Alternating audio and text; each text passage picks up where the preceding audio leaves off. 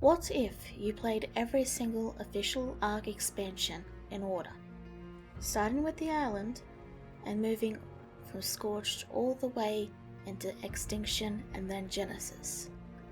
Now imagine doing them solo. You have a general idea of what this video is about. Unlike most videos of this sort, this isn't a challenge. I'm not aiming to do it in 100 days or do it with pure vanilla settings. My goal with this is to provide settings for a solo player to have fun in, while minimizing the more frustrating quirks of Ark. I have included a list of mods down below and my settings so you can have a look. These are the settings I ended the recording with. I spent time during the game to try and balance them. You can also see my explanation on why I did certain things there as well. Feel free to leave your own adjustments in the comments too. This video has 3 goals: to be a guide, to entertain, and to tell a story. So if you enjoyed the video, let me know and I might do a follow-up doing Scorched. Every year or two I get an itch to play Ark again, and with over 600 hours in this game, I have actually always played Ark like this since the very beginning. So strap in, grab some popcorn, because it's going to be a long video, and let me tell you the story of Joan of Arky. This is Joan. She was an archaeologist who volunteered at a local animal shelter to help care for injured wild animals. Her hobbies include caring after her birds and playing violent video games. One day, a man came to the animal shelter asking to do a scan of her brain for $1 million. There was even the chance, if all went well, she might get to work with dinosaurs. Joan took that deal right away, unaware of any potential side effects. Unfortunately for Joan, her life didn't last that long after the brain scan.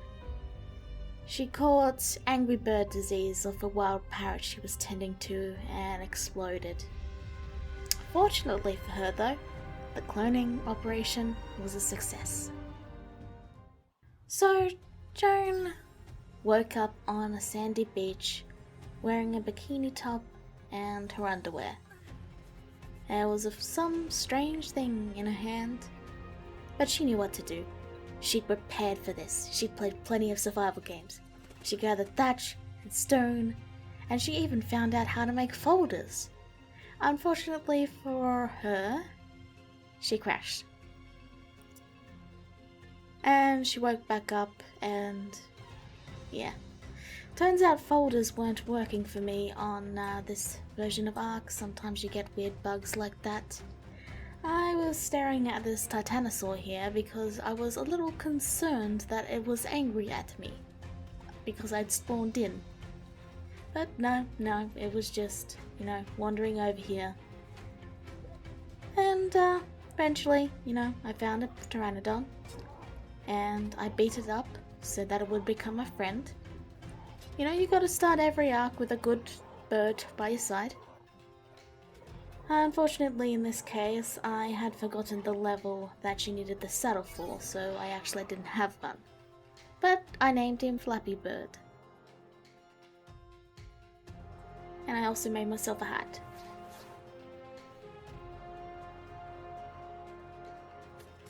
Using a mod that allows tools to be reusable, I found this funny incident out where spears would just continue to stick into this guy's head. And eventually I also made Flappy Bird a saddle. And we set off in the sky to look for a base. Or at least something to tame. And in fact, we actually found that right next to an explorer note.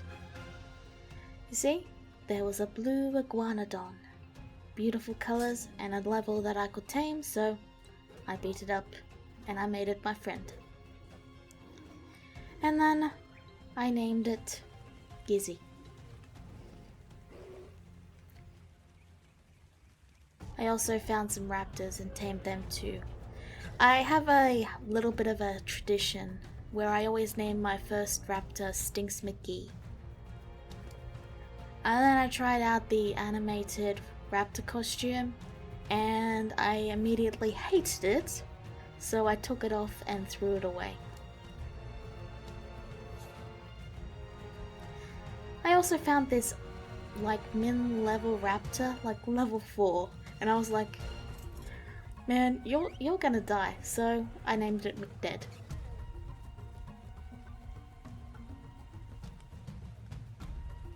Alas, it was time to go, so I set Gizzy on wandering, gave him the raptors, and said goodbye, setting out to look for what would be my permanent base. I considered making a base at the top of this cliff because it was near metal and was safe from wild dinosaurs. But eventually I settled on this log here. I figured the log made for a pretty cool little set piece. Unfortunately you couldn't build on the log, so I had to build to the side, but I got some metal cooking and I spent my first real night in a bed.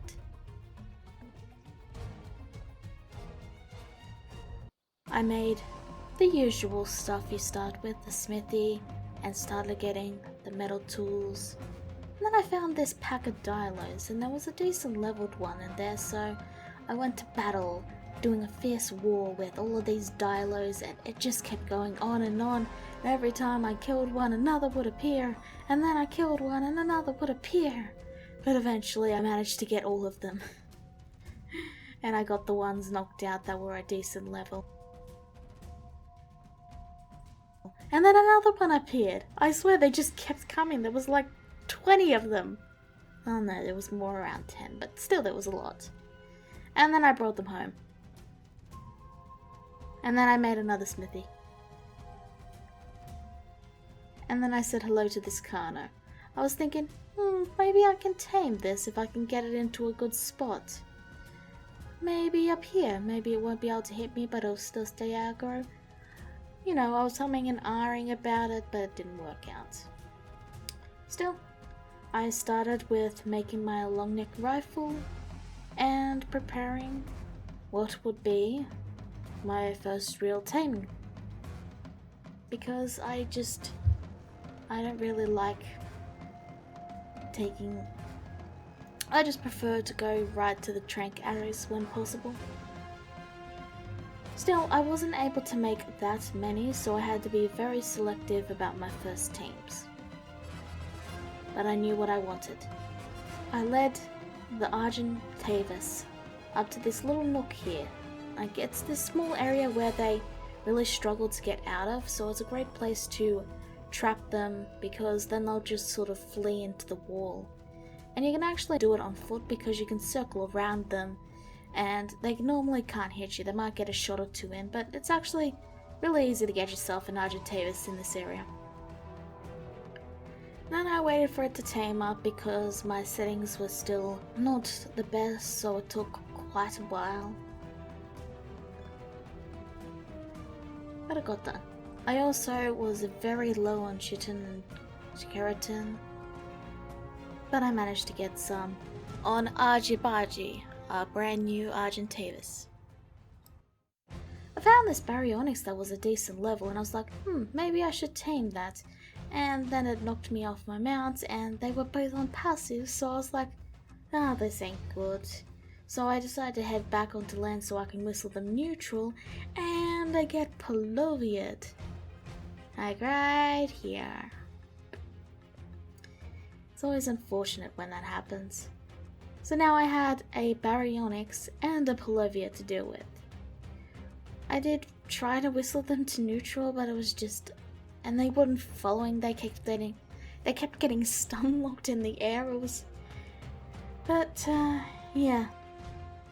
So I went in to try and save them, and got stunned again. But thankfully it got the Arge out of the stun lock, and they began to do actual fighting.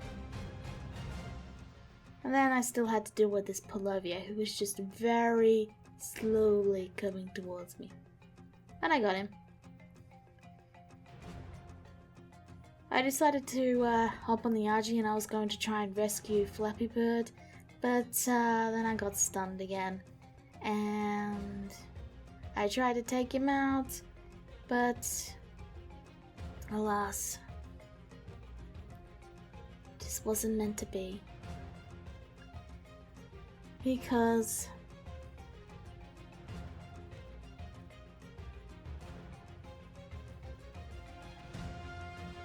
Flappy Bird died, and I followed right after. Fortunately, I wasn't that far from my base, and I did get Angry Bird. I also saw the Dialo die. Yeah.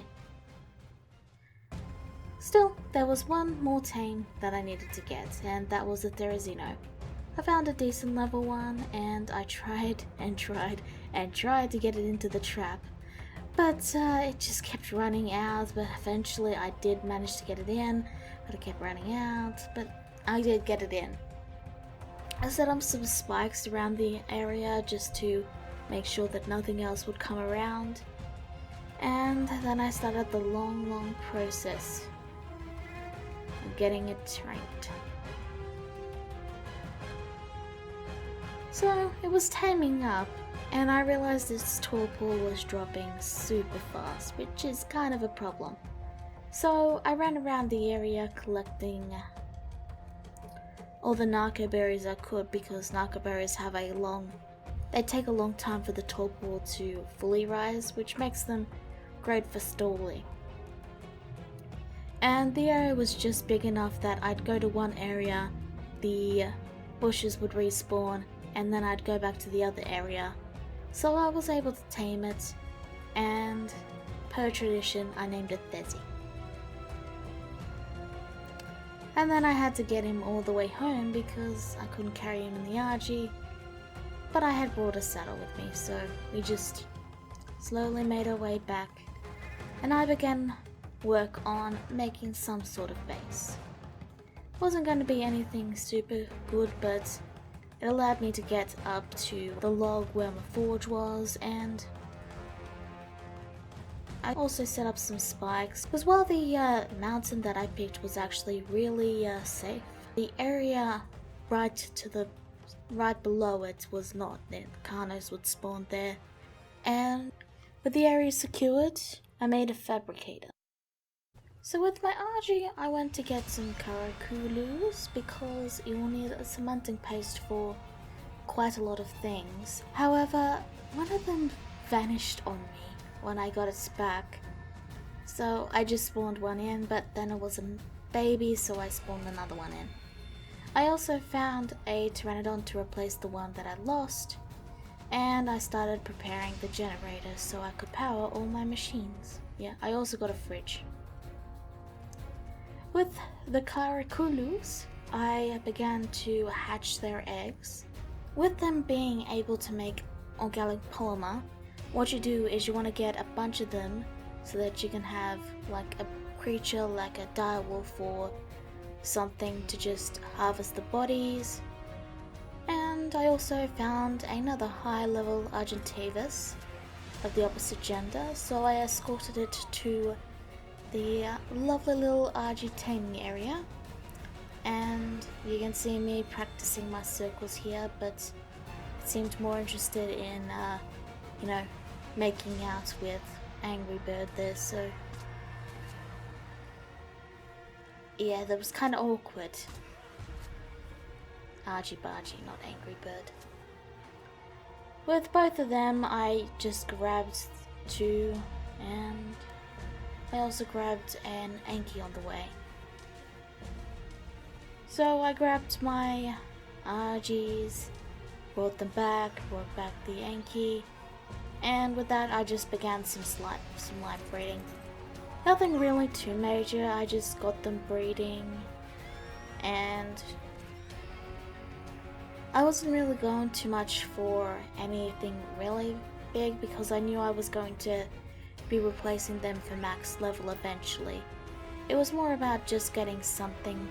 Well, I was going to be doing a lot of breeding while getting other creatures ready, so I figured, hey, why not breed Argies in the meantime?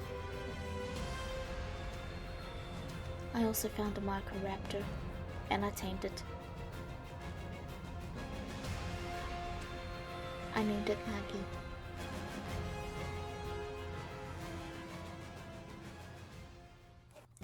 I also saw some megalosaurus running around. I thought they were sheep. I'll fully admit that. So I was going to grab a male and female.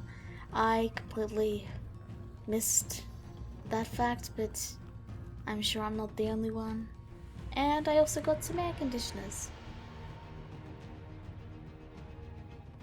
I needed some fur gear so I could, actually go into the snowy area without freezing to death. And now that I could go into there, I went there and harvested as many Silica Pearls that were easy enough to get. It's a really good place to get Silica Pearls just because there's not a lot of dangerous wildlife right by the water and ice. Because my little Kalakulu farm was going to be a bit, I went out and committed genocide. And then I found a low-level Spyro that I had enough tranks for, and I managed to trap it in this little alcove that's near the beaver oasis, if you know what that area is. I'll show it on a map, but yeah, there's this little area where the Spyro couldn't get through, and it made for a great place to tame it, because it had trouble getting out, allowing me to knock it out. I then had to bring it all the way back, and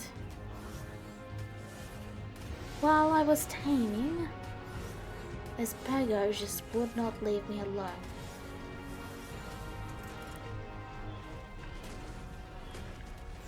I also found this Diplo, and it was in a decently calm place, so I tamed it.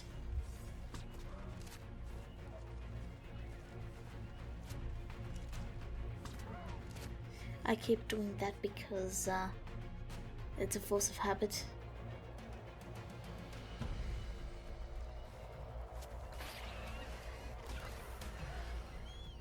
To avoid and then they just go and attack it. It's like, I say safe and then all those things happen, but I did manage to get it. And then I found this baryonyx. I was like, should I save it? Should I? And I was like, you know what? Yeah, I'll grab it. And yeah, the diploid blind. So I tamed it up with the help of my meat sponges, and I also got some otters for the trouble.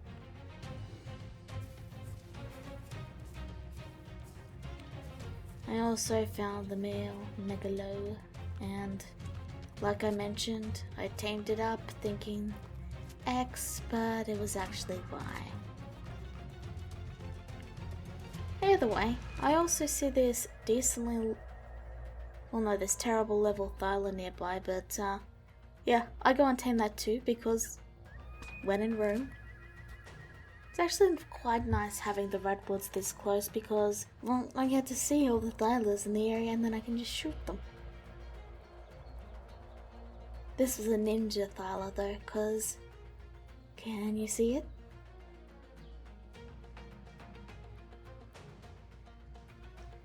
Can you see it?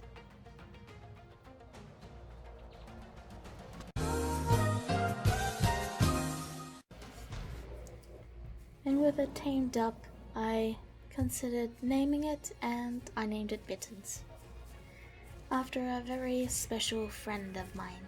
I hatched my first group of Argies by the air conditioner, hoping to get something. I wasn't looking for much in the way of stats at this point.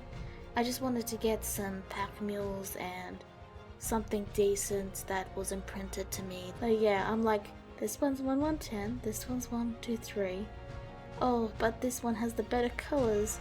Oh, but this one has 1-2-3. And yeah. Eventually I decided, alright, I'm gonna just keep both of you. So I named this one Pumpkin. And keeping in with the food-related puns,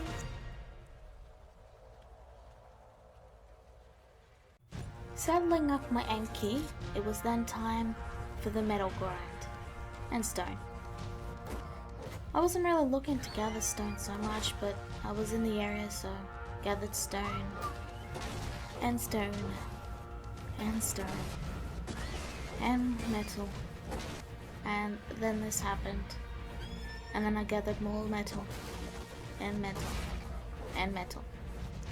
And then I brought it all back with my Argies and went for a little fish run because, yeah, apparently fish-eating creatures require fish. You know, like others. Yeah, I kinda lost quite a few orders. I then saw this guy up there.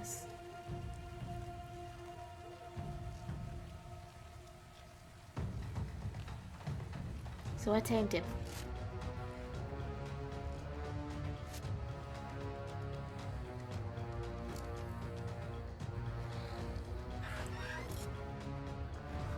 And then I flew with him. Totally just flying with him though. No help needed whatsoever. He can fly. See? See, look, we're flying. We're flying. Right? Right. You know, it must be nice to be a bird.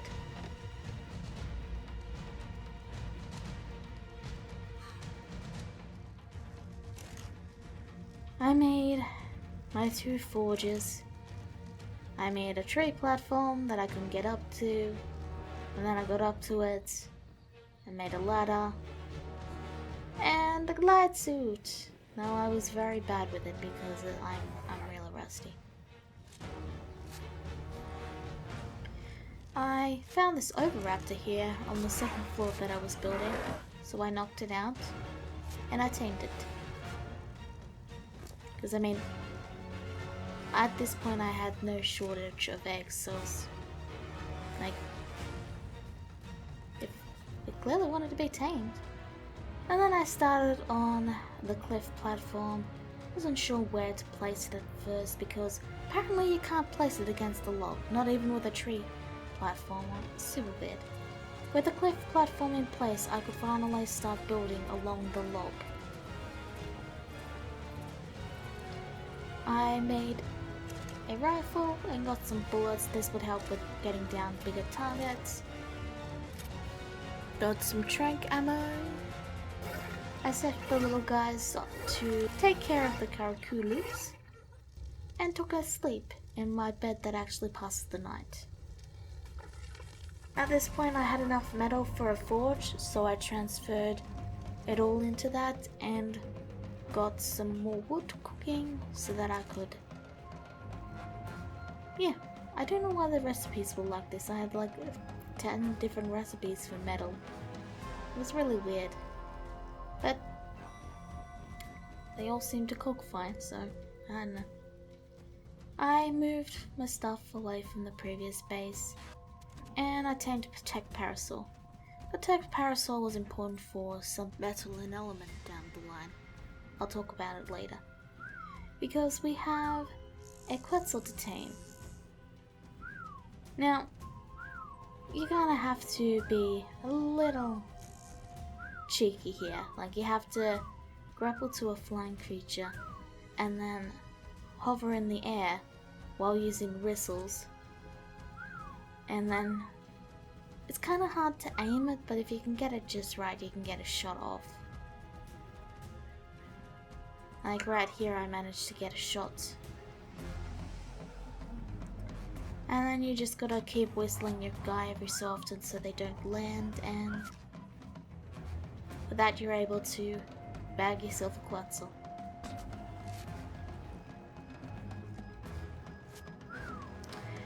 Unfortunately, this place was not the most safe, because I also took a lot of fall damage like an idiot, and I forgot the button to remove the grapple, so I was like, ugh, let me go. And it wouldn't let me go, but eventually I figured it out.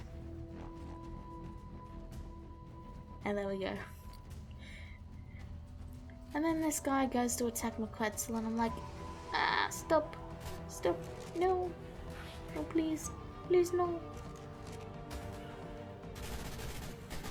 And I didn't know that A, I had low health, B, I was freezing, and then there were 3 of them.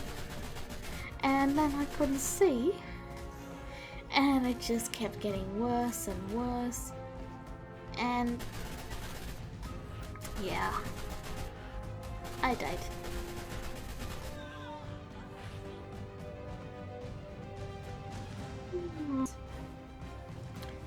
When I came back, they were fortunately just attacking my birds, so I was able to get them. Like, the Arge wasn't any big deal. Super simple. And then I just brought this guy over the edge, because, yeah. Finally, I was able to tame the Quetzal. Alright. By this point, I felt I was ready enough to use the soul balls, and I was able to take it home with ease. I found this Carno attacking my fence, so I tamed it.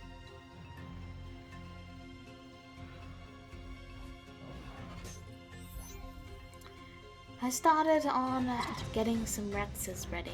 I found the 76, so it was having trouble eating something, so I was able to get quite a few darts into it.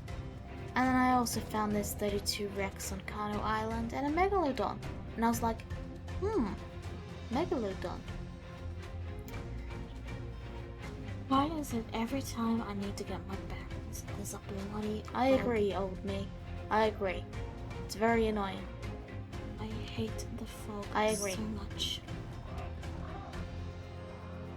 That's why I turned on the map points so I could see where I was going, even if I can't.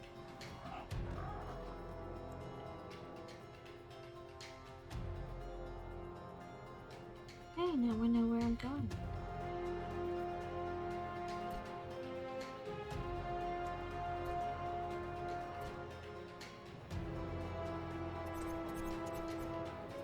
Okay, so the eggs will fall right into the little chamber where these little guys will harvest them. Just need to make sure that it's warm enough for them. Unfortunately, the Tek Parasaur experiment didn't work out.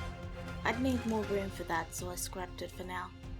After that excursion, I got the nanny set up and started breeding some Rex eggs. I made this little box to try and catch the eggs and hatch them in an area that they wouldn't run out in, but it didn't work out that way. And, like, they were able to get out, so I just ended up picking them up in the soul balls. At this point, I wasn't aware you could use the soul balls to imprint them, so I was trying to imprint them one by one, but yeah, if you pick them up in a soul ball, it automatically imprints.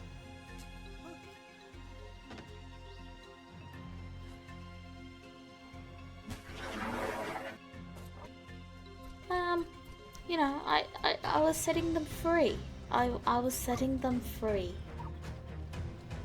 That guy just spawns in and then slowly falls. I set these guys free over here, and I named a few of the Rexes. Like, I was going to do this whole thing where there'd be Rexes in charge and in the lead, but it didn't work out.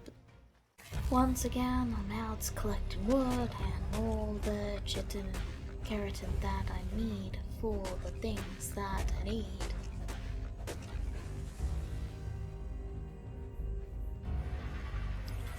I leveled up the packies and went out getting even more metal. Set my Anky on fire. You know, he likes a toasty. See?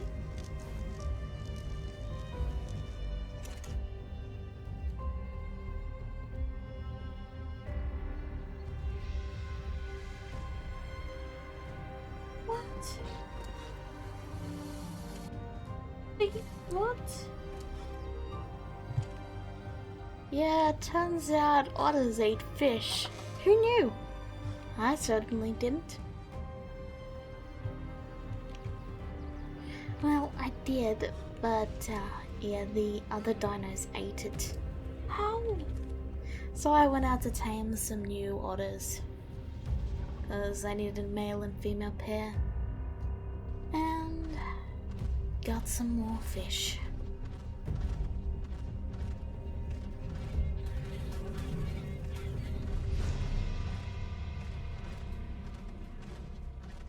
104.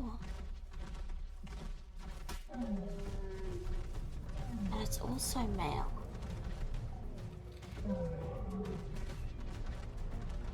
Pretty nice color too.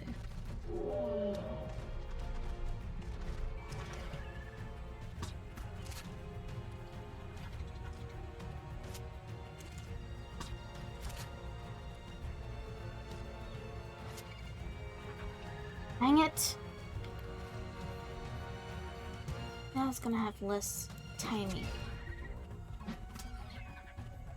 It's these guys' fault. It's better than nothing.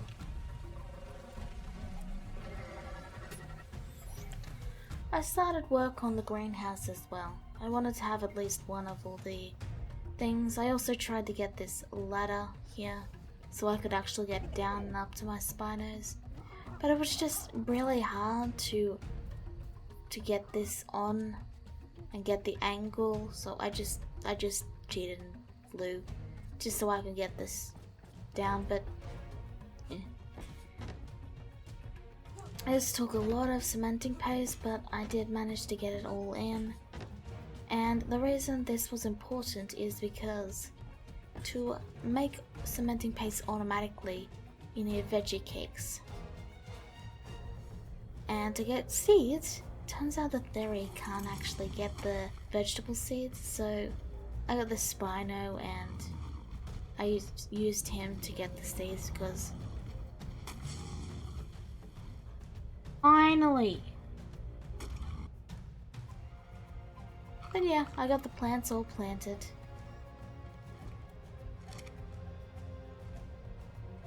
And then I accidentally killed. Yeah. Stupid raptor, like, I'm just trying to get some plants good. But yeah, I had some Rexes out. I hatched the Rexes.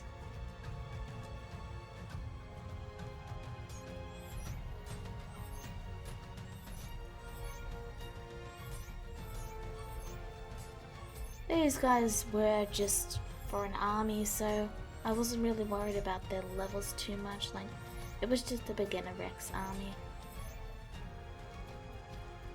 And I set them in the sphere of taming, and look how fast that fish was going out. Found some pretty high level Argies again, so I brought them to a safe area and tamed them both up. Very slowly. And the funny thing is, they both fled in the same area. Like, they both fled to the same area, so I was able to tame them both up. Like, they fell right next to each other. Another thing I needed was some dire wolves for when I did the caves. So I brought this one down, and then his friends wanted to come to the party. So, yeah. There was this nice ledge here where I could look down at them. So after getting most of his friends to go home, I took a male and female wolf here, and I tranked them out, and then I tamed them, and I flew home. Now this Yuty did give me some issues, like fear roaring me, and then I just had to land. My Rexes were having a party, and I kind of decided I should probably move them, so I spread them out a little bit. And then I set up the farmer to give the plants fertilizer. So this ladder here was a major pain. It just would not let me on. No matter how much I tried, and if I wasn't careful I'd just pick it up. But eventually I did manage to get up it, and this was a constant pain. Like, this always happened with that ladder. Still, I got my dire wolves, and I got them breeding so that I could make myself a little wolf army. And I also brought my Argentivises and got them breeding too, Because if I was going to be doing all this breeding, I figured I might as well start breeding the Argies too.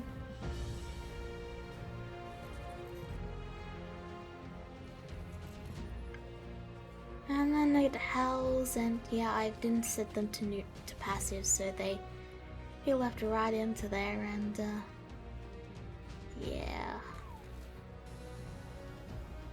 Still, I got them back out, and then I finally got them breeding. By this point, all my Rexes were grown. I soul-balled them up and transported all their poop. Brought them into the circle. Chose 3, like, I was going to do this thing where I was going to have like 3 smaller Rex armies just because I figured that would be easier to corral, because Rexes are not the easiest thing to escort places. I mean, it worked kind of, but it just really wasn't that effective. And eventually I just took out a small team of Rexes to level, and as Rexes do, they of course destroyed everything.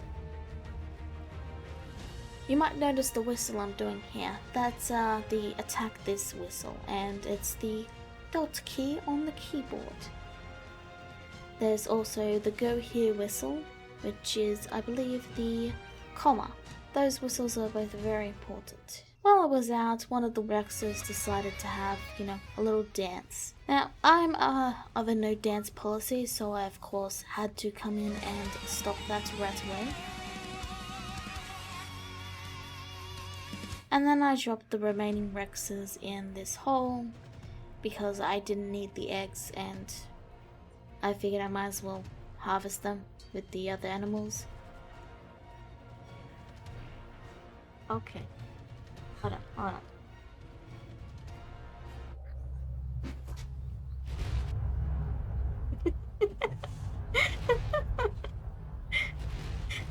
The sound.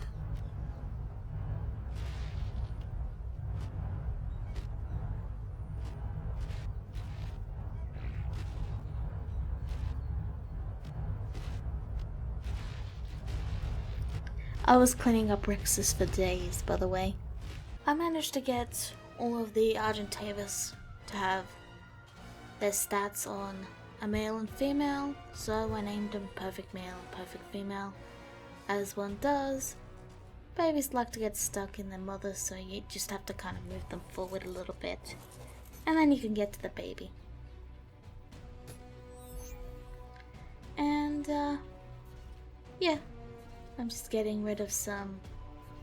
I'm letting them, I'm freeing them. I'm allowing them to go free into the world at large.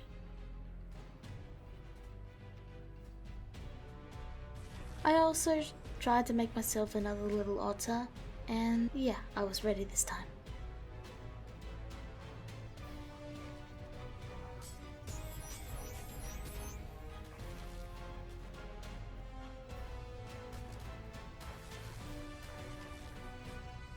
I wasn't expecting that. I got triplets? Wow. Oh man. And they're all male. Perfect. Brilliant.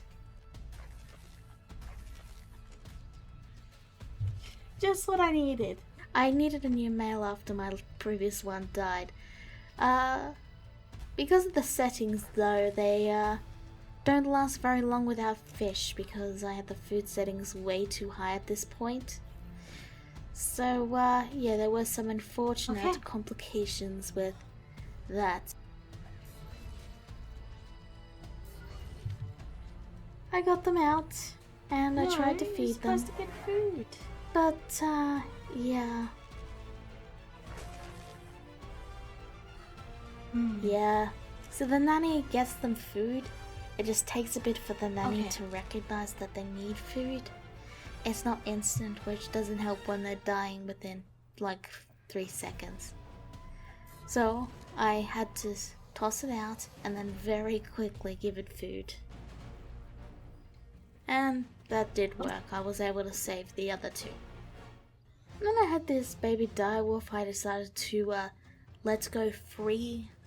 And it decided to freely walk through the spikes that were conveniently directly in front of it for no reason at all.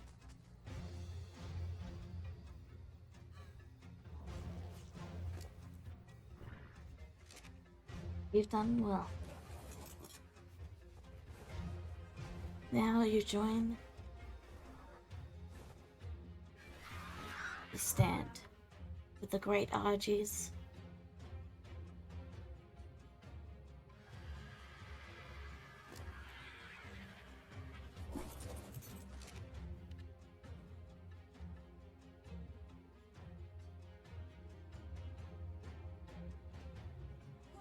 You're just black and white, aren't you?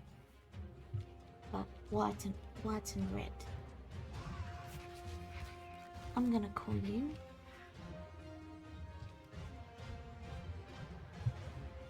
a fitting name for one so red with blood. I'm just breeding. Getting all the direwolf stats onto 2. And the other wolves that didn't have perfect stats I was going to use as cave dinos. Cause that way they'd get some use out of it. And here I am, starting the mutations. I have speed enabled for flyers on here, so they're able to actually get speed mutations and all that.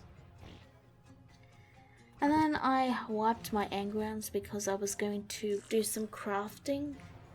However, there were some unforeseen side effects because apparently it wanted me to wait 24 hours between resetting my engrams.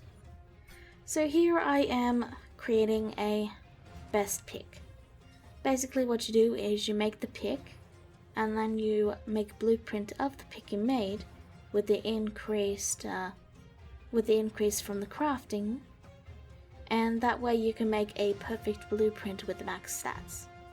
And the reason I do this is mostly because I really don't like loot. I've never gotten any good loot from any of those supply drops, and I just gave up. I'd rather just make the perfect gear and leave it at that, just because I don't like random loot drops. I don't like it, so I don't use it. Here I am just leveling up some of the wolves that will be coming with me into the cave. You know, getting them all ready and set up. So while taking the wolves out, you know, getting them leveled and ready for the caves, I had forgotten something in my hastiness. And that thing was that I had no fortitude at the moment, due to having put all my levels into crafting. You can see my health quietly ticking away in the bottom there. I realized here that I couldn't actually swim because I had a broken leg, so I was like, okay, I'll put all my stuff on the direwolf and then I'll come back for it. Because I realized my health was literally like about to go. And fortunately I didn't get to do it all in time, but yeah, it happens. So I ran all the way back. I tried to get my stuff, but there are piranhas. They live in the Amazon, and they also live in the river to eat me up.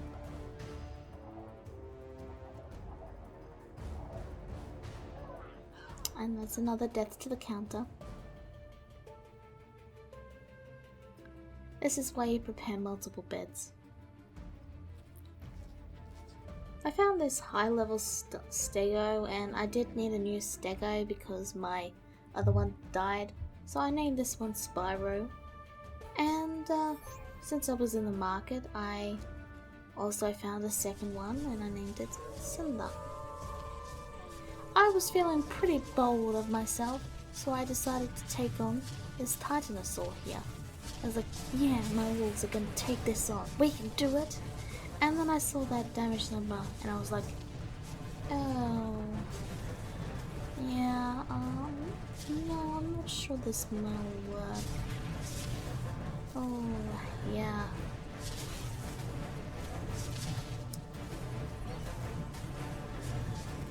About now is when I realized, and I was like, guys, come on, it's bad. We gotta go. No. Okay. Yeah. This was my own fault here. We lost a wolf. But the rest, I think the rest made it out fine. Yeah. Entirely my fault there. Flying home, I decided to pick up just a, I decided to get some takeout.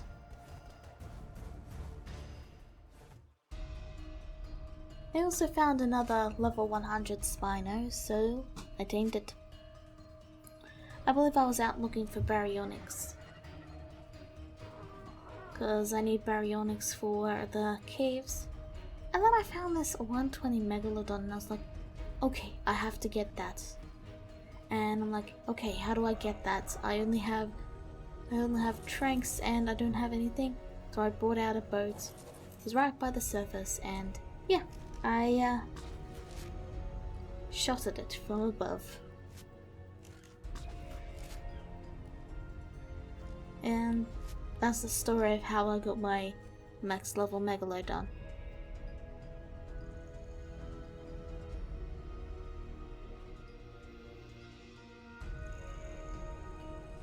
I also found this I found this Tapajara being at a low level and I'm like, oh, I'll tame that since you're so low down, and yeah, I tamed it and I named it Batman. So I looked around and I found this 108 and I figured that would be good enough for a mate for the other one, so I also made a bet because, yeah, it was getting a little dangerous.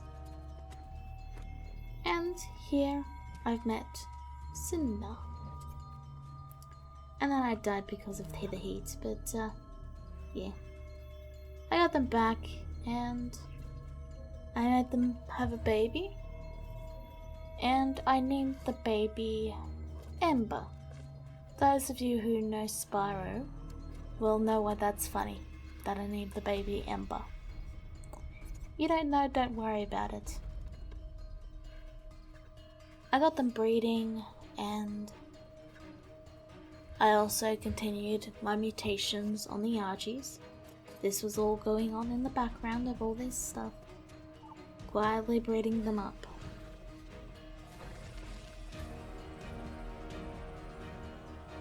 I also made another ladder down because I figured maybe it won't be as bad down this way. And fortunately it wasn't, because there was a little bit of land below there. So this ended up being the ladder that I used for the most part.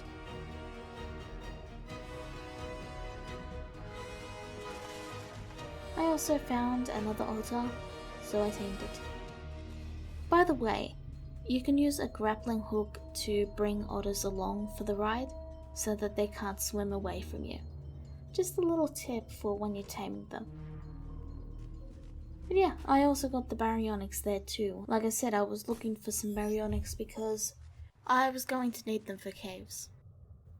I also got a basilo, so I figured that might be good for caves, but in the end I found the basilos just...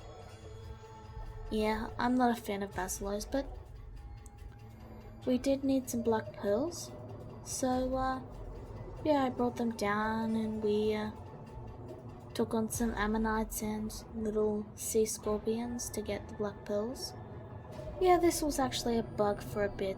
There was fog underwater. I've just included a bit of it here just because it's funny. Who the hell has fog underwater? I hatched up even more Argentavis. I'd forgotten that I had all my points into crafting skill and couldn't carry them. So I had to carefully move over. And then I picked them all up and then I was able to throw out the rest of the eggs and, check their level. Essentially what I'm doing here is I'm looking at their level, because I know that the one that has the stats I want will be 2 levels higher if it's mutated. So for example here, I'm looking for level 181s.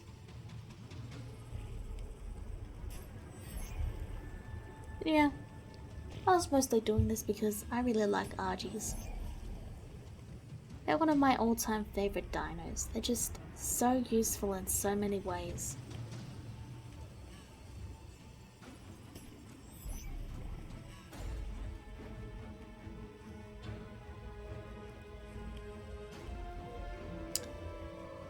And then the wolf decided to kill some babies, so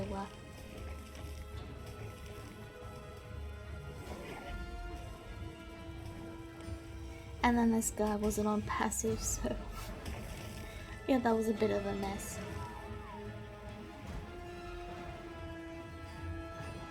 The flight of the Argies. So I set him to passive while I was doing stuff. Oh no, I set him to ignore group whistles, so that when I whistled passive, he wouldn't go passive. So my wolves were all healed up, and I figured it was time to tackle one of the caves. So I brought them into the gas cave to start things off easy, which is not. This cave is not easy. I mean, it's not bad. It's not one of the most difficult caves. Like, I had some decent wolves with me, so it wasn't too bad. But it's not the easiest above ground cave. Like, there are far easier caves. I'd say this one is about medium difficulty. As long as you have some good tames, it's relatively easy to clear. I wouldn't bring more than 4 dinos in though, just because they can get very stuck on each other. The main thing to be careful of is the Altoplura there, because their little spitty ball can actually hit you on the mount and do damage to your armor.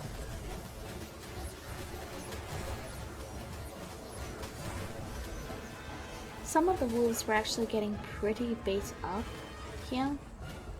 And here we see one of the rare elusive drops, and guess what? It had nothing useful in it. And this is why I don't get drops. I mean, sure, a raptor saddle is nice and all, but it just, no.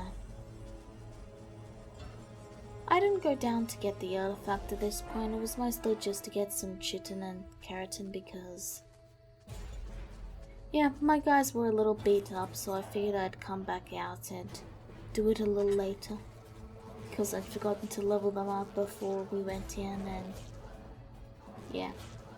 So I needed a data run for, healing and stuff. So I found this one that was 80, and it was good enough. Like, I was having trouble finding a high level, so I just went with what I could get. And while I was taming this thing, I happened to see a barrier onyx in the water. And I was like, I doubt it's any good, but I'll check its level, and what do you know? It was actually a decent level too, a 96. I mean, it wasn't max level, but it was close enough. Like, I did need some high level barriers because I'd need them for the water caves. And just underwater travel and all that. So I knocked it out, and I got a 2 tame for 1. With both of them back here, I used the data run to begin to heal up any creatures that needed it, and I noticed I was once again low on meat. Still, I did go out and get some meat, and then I found a place where I could get this Carnotaurus, and he kind of pushed me off and decided he wanted to take me on a little bit of a ride. And this is why I had the assault rifle, just for situations like this where an alpha is pretty dangerous.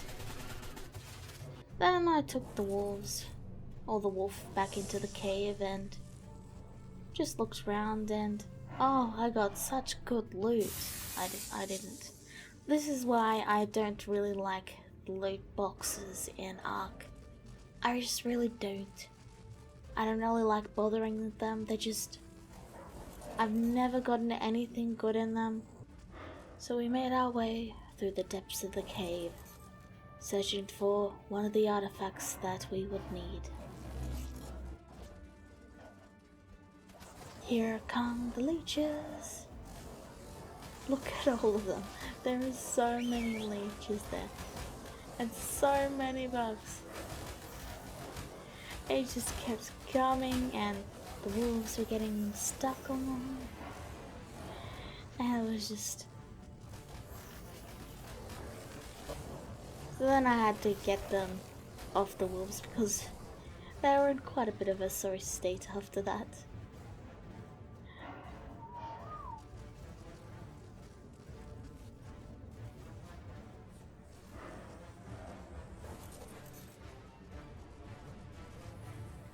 And look at this poor guy. His eyes are being bled. I found this 1112 Magellania, and if I was smart, I would have left it, because I do want to tame a Magellania on the Isle, and that was pretty much close to max level. But no, I killed it like an idiot, and that made it harder for me later, but that's my own fault there. I saw the familiar glow of the relic, and my dogs kept getting stuck, so I went ahead on foot. With my rifle in hand, I tossed out the otter and grabbed the artifact. You see, otters are the only shoulder pet that can allow you to grab multiple artifacts. So they're a great thing to bring into the caves when you go caving, because they allow you to get multiple artifacts. And if you're lucky, more artifacts will spawn at once. They normally take 15 minutes between. With the artifact in hand and my first successful cave, I got some honey cooking and I started marking all the other cave locations. And I prepared to descend into the other caves. That should do it. I wasn't too worried about these caves because Gas Cave is the harder one, but the wolves did really like to get, stuck.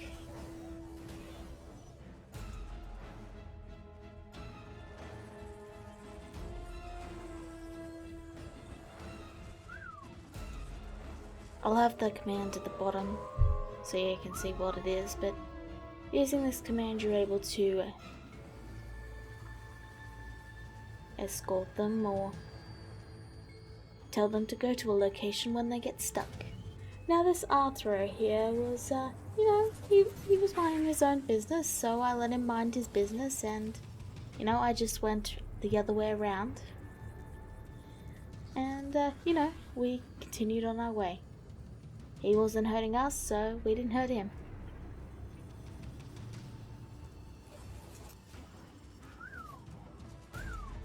If they're being rather stubborn about listening to you, just do it a couple tries, because basically their AI will get stuck on each other. Like, they won't be able to pathfind because there's a dinosaur in the way.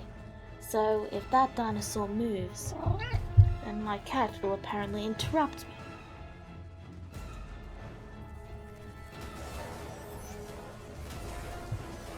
Cool survivors don't look at destruction.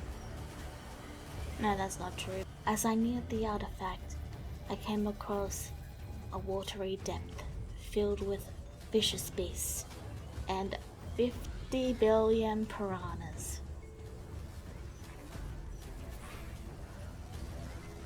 They were of no use, no problem to my wolves, of course.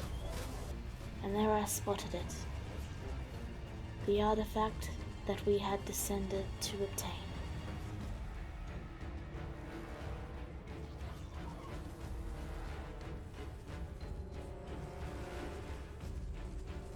There it is. Vicious beasts came in to stop me, but I was too strong for them.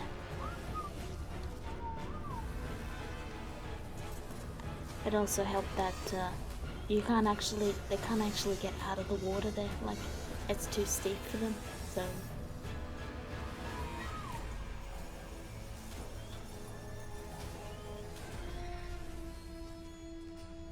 with my valiant otter in hand, ready to pluck the artifacts.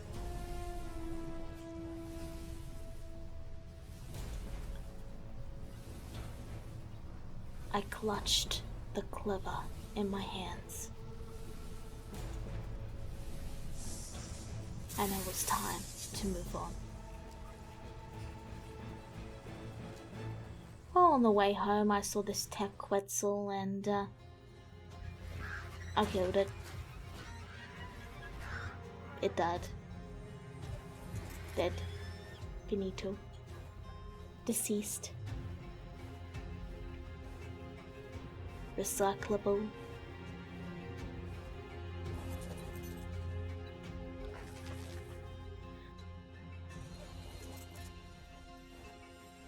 It was time to get a Uranus and prepare for... Well, you know how it is. When you're doing Ark, you're multitasking quite a bit. You're trying to get certain creatures that you want, and you have to just slowly gather them bit by bit while doing other things. So while I was on the way to the other caves, I would also go out and grab other dinos that I needed. And in this case it was a Yuty. I was a bit concerned that it might drown before I could tame it, but I couldn't let it run off because I was still getting my aiming legs back and I didn't want to miss it. So it should tame before its oxygen runs out. Yeah, I was a little worried about that, but I figured it should be fine. It should be fine. I got pretty good, and then I missed the jump and yeah. But yeah, it did tame before it died of before it ran out of oxygen, so there was no issues there.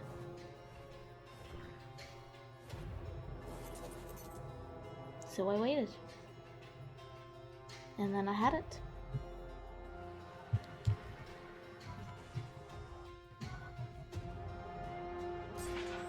Feeling confident with my successful escapades into the caves, I decided to attempt one of the hardest caves, that being the ice cave.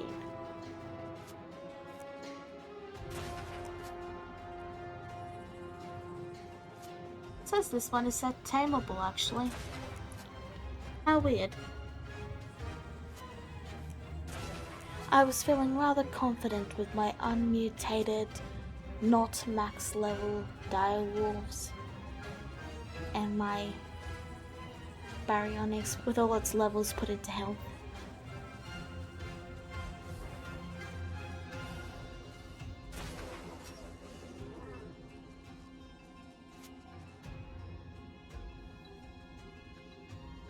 With the area cleared, I pulled out my tails, one by one by one.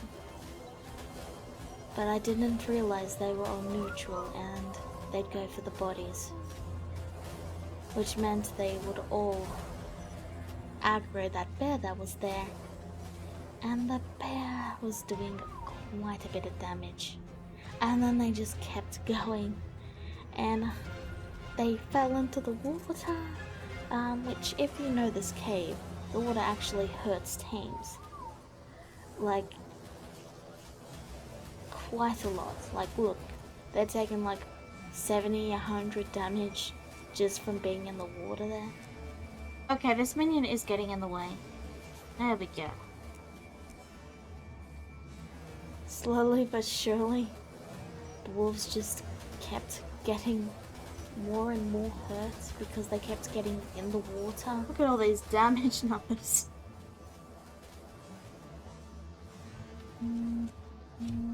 I was starting to get rather nervous. And they were getting rather hurt.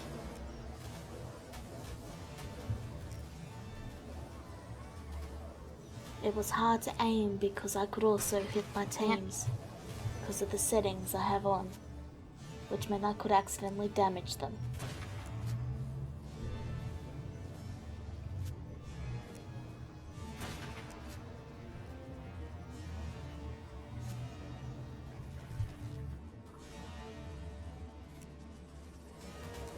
Oh boy, more and more creatures just kept coming. I was doing what I could to provide backup, but yeah.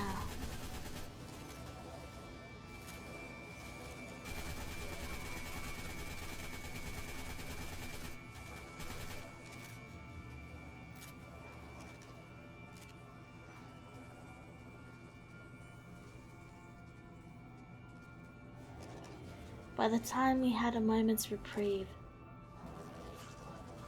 the wolves that remained were very, very beat up.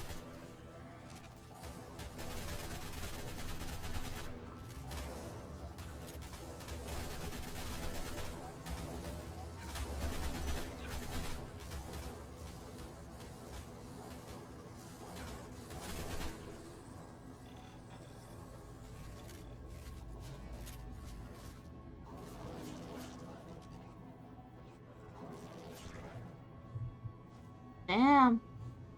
I made the decision.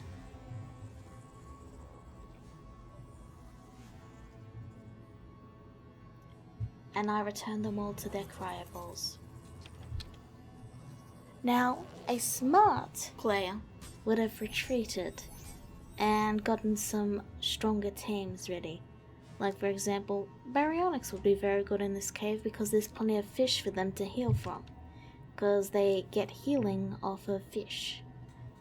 Unfortunately for me, I decided not to do that, because you can actually do this cave on foot without any tames,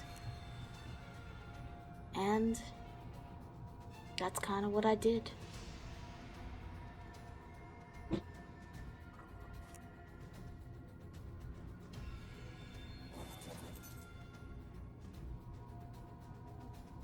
Oh, wrong gun.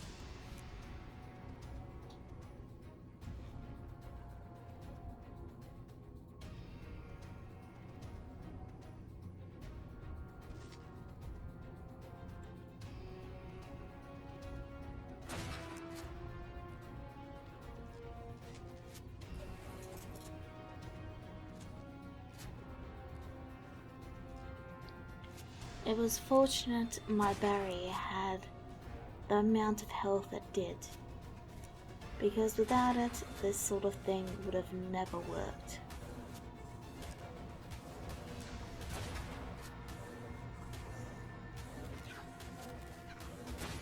It also helped that it had a pretty decent saddle too, which is something you can't put on wolves.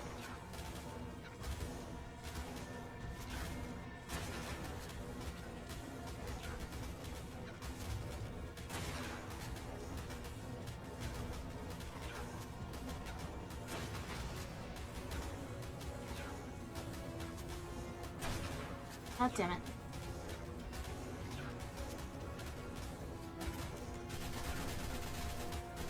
Yeah, it's really hard to hit shots when creatures are really up close. The shots basically go right through the hitbox. But sometimes it works.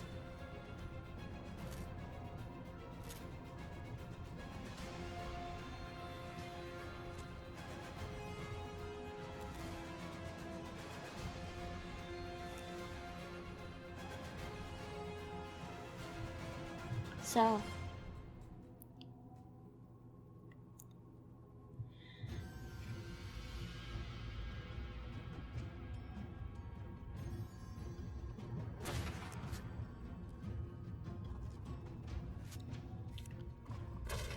shot after shot after shot, I made my way through the cave with just my berry,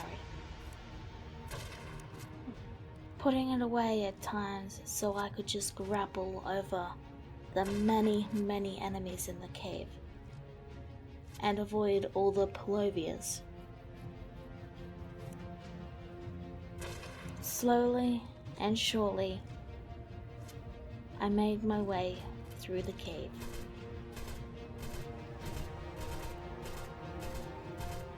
My ammunition was rapidly depleting. I had to be careful and pick my fights even carefuler. Is that a word?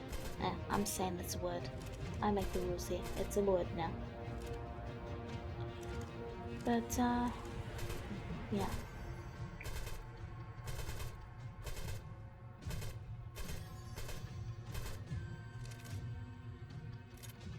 Each shot missed was one more shot I couldn't make, so I had to aim true and aim very carefully to ensure that my ammunition lasted as long as it possibly could.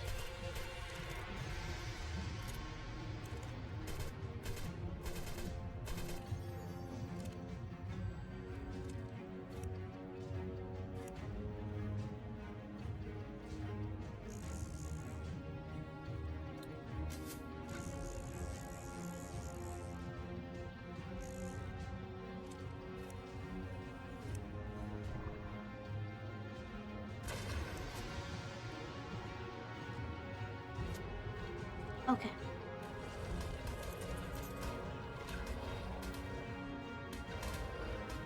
Barry, you're useless.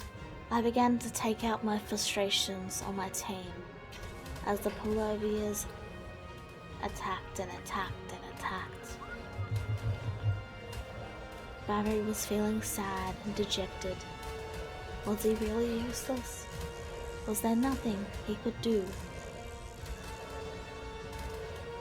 Okay. How's my armor looking?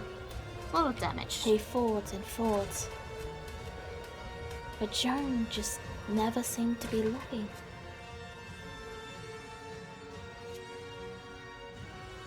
He questioned his worth.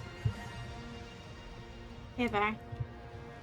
I don't have any fish for you, actually. I'm sorry.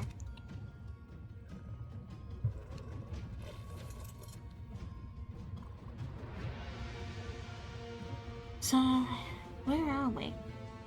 I have no idea.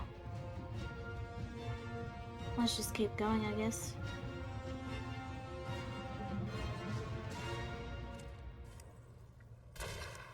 He fought valiantly, First things first, let's get Barry out of there. but there was no trust. Get him. Joan didn't trust him. Joan had no faith.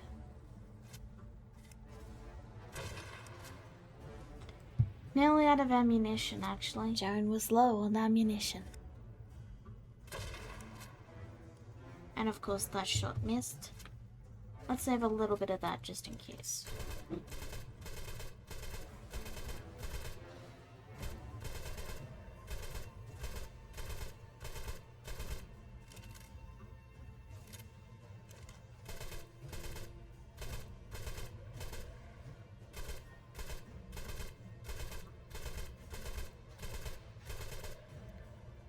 Joan had not prepared well enough.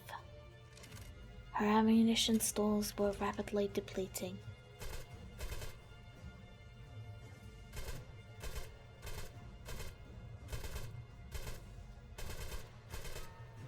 Each wild dino. Well, I came from that way, so this means that that way is the way I need to go. She was lost and alone. Or so she thought.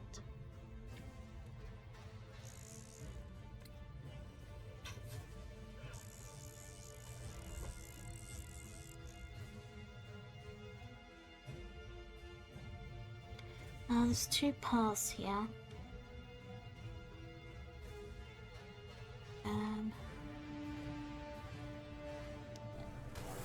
Finally, Barry's time to shine came. He was given a duty to take out creatures with low ammunition and nothing to do but loot a crate that had absolutely nothing yet again.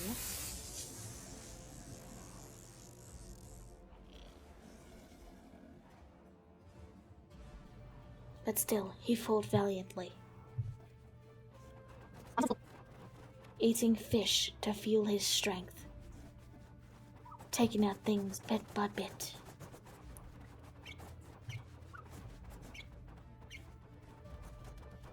Each dinosaur he whittled away was one less enemy that his master had to take care of.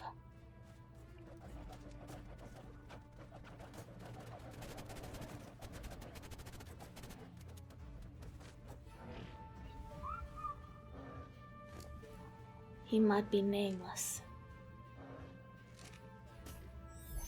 You did good. You can rest now, buddy. But Joan would remember him.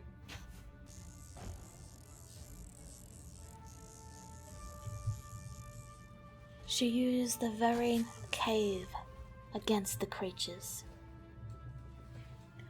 and finally made way to the artifact, stepping up and claiming her hard-fought prize.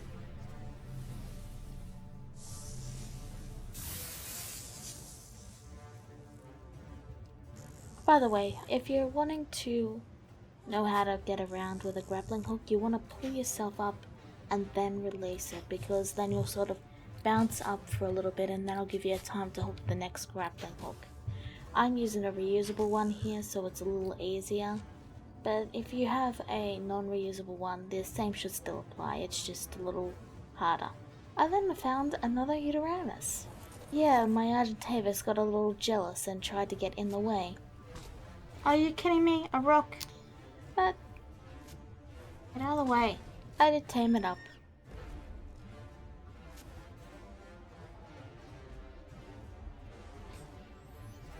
And I also found this 112 Megatherium.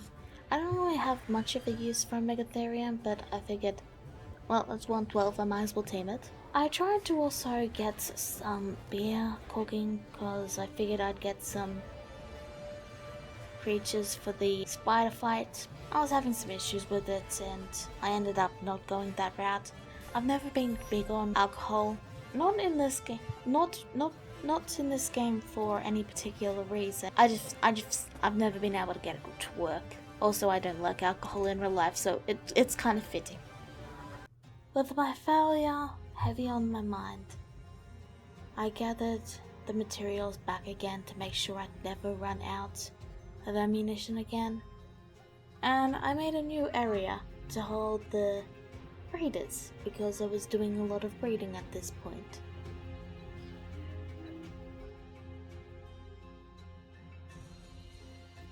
Here I am being a very loving and caring mother, and showing all these Uranuses that didn't come out with the stats I want. You know, they're just a little quirky, you know. And I decided to show them the spikes. Speaking of spikes, I also upgraded the wood ones to metal so things wouldn't be broken because they were getting kind of low. And, you know, child neglect aside, I also set up myself a little gate because I didn't actually have an entrance into this area besides flying at this point. Well, and the log, but I didn't have a proper way for dinos to get in. I also set it to manual because, yeah. And then I switched it back to automatic afterwards.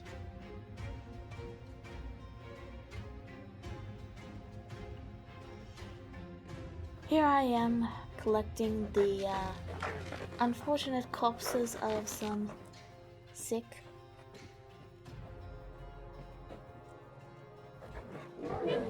Oh! What? Yeah, I have the ability to damage creatures, and I forgot Oviraptors have like 5 HP. On the plus side, I tamed some Arginatas, which are very useful because now that we have the garden up and it's gathered plenty of resources, we can use them to get cementing paste. And with yeah, I decided to give the replacement wolves some, you know, lunch. You know, some fast food. Some finger food. And then I found out this cool little bug with this mod I got to allow me to get a glide suit early on because I just really like flying, okay? And, you know, being able to fly naturally is just really a wonderful thing, you know? And just being able to fly up high into the air without requiring any sort of dinosaur is just really, really nice.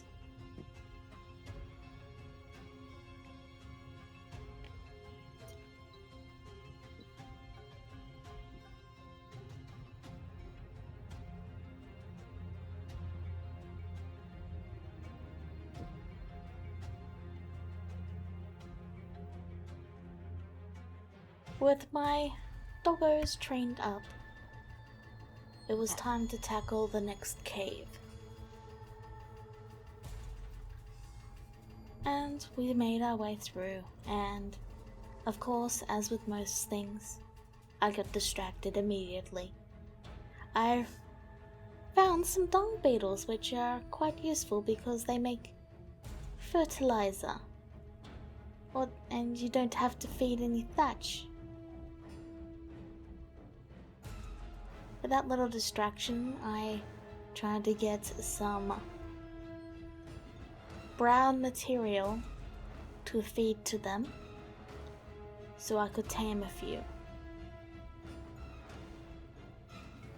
I also put Barry away. On later maps, I'll be making a full, whole complex just dedicated to farming materials and resources. Still, now we're doing the cave. And, descending the cave proved quite a challenge for the fat and chubby wolves, who immediately fell down to the very depths. Sending them in, Joan watched on as they got to work on defeating the many vicious beasts below.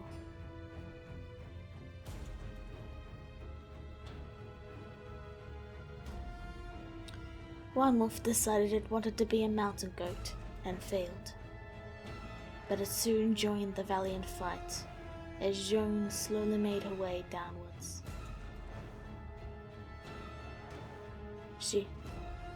I should be fine. She had full faith in their abilities.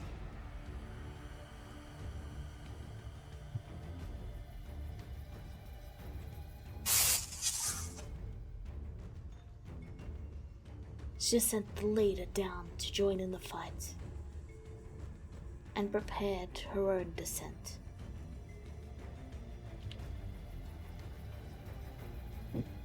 Where is it? It's 7. She also practiced counting numbers, because she wasn't a mathematician, she was an archaeologist, and apparently she couldn't count to 7. 6 was perfectly fine though.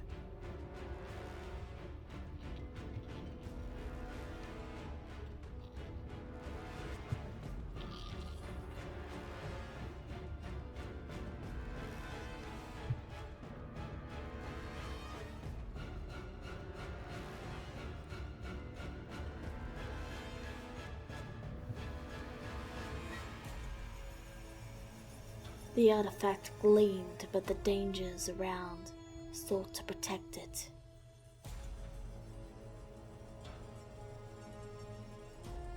Valiantly, they all fought, and Joan got another valiant victory, gathering once more another artifact that she required for her journey.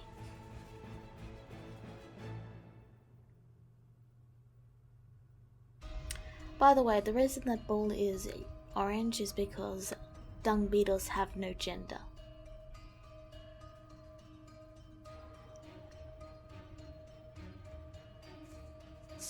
The devourer was hers. With her newfound confidence, she decided to tackle her first underwater cave. Why is there a squid in here? But the dangers proved too much. Her shark soul died, her basilos all died, and her Barry was trapped. Surrounded on all sides, she desperately fought to try and free dear Basil. Alas, No. it was too much for Joan. So instead she decided to take on the lava cave, fighting various scorpions with just a lone wolf due to the tight corners and hot magma surrounding everything. Only briefly did the others come out to play in a safe and secure location where they could not fall. The creatures were lured into a trap. It proved fruitful. The creatures were led safely away, and Joan decided to take on the caverns on foot. For a little bit. Slowly making her way through the hot caverns, seeking the next artifact that she would require. She saw the signs that she was nearing it, as the flashes of power radiated out. And there she found it, surrounded by deadly beasts. With her trusty wolf, the beasts were no issue, and she was safely able to secure the artifact. Moving over, taking care of the very last creature in her way.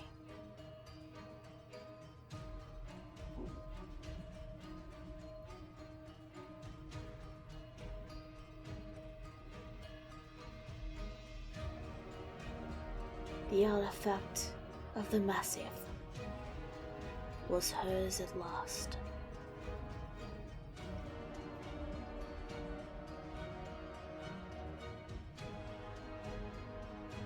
She decided to see if a yellow drop would have anything of use. Scaling over hot magma. But it was a trap. There was a scorpion in the cave wall. Fortunately, it couldn't get to us, so she was able to just loot it. I mean, there was okay stuff in there, but no. But once again, it was useless. After her journey into the caverns of lava, she set out to tackle the very next cave.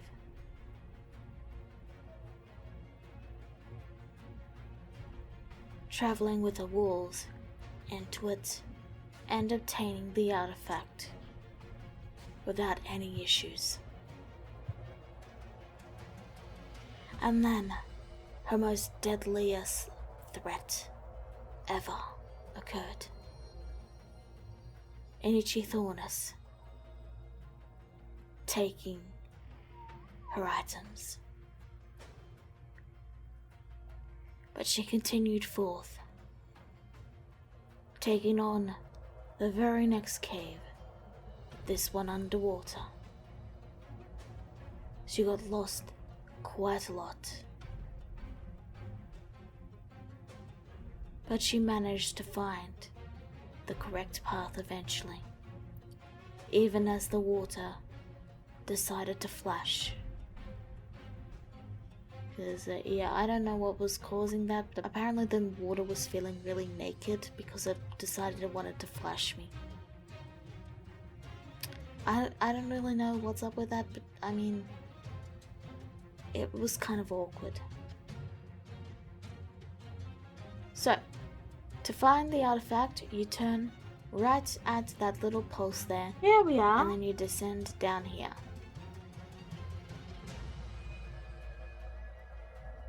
Now, you gotta be careful if you forgot to bring a scuba tanker like me. But once you descend down here, you just need to head straight.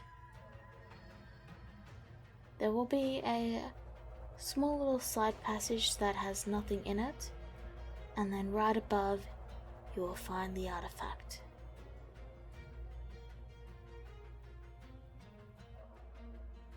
Finally. Yeah, I was in here for an hour.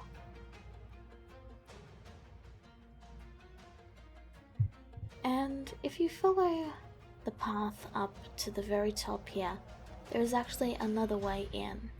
However, it's quite hidden, so you're not going to know it's there unless you know exactly where to look. With many artifacts now under her belt, I think it's like 5 or 6 now, she went out to gather some meat, and then brought home the dung beetles from her journey. 4 precious beetles of dung that will provide all the fertilizer she would ever need. But yeah, thanks to the dung beetles, I now have more or less most of the resources farmable. The only ones that I don't, like chitin, and the rest I got it from the many Argies that I was hatching. Like seriously, they're very good for, I mean, I guess I should really admit that I've been skinning babies. That's kind of awkward.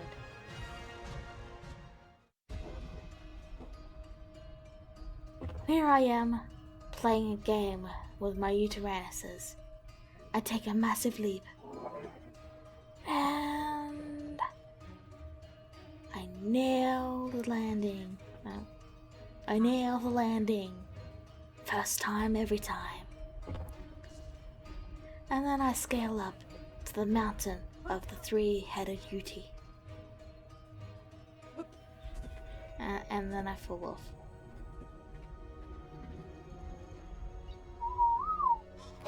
I decide to give Red Riot a little snack. You know, just some finger food.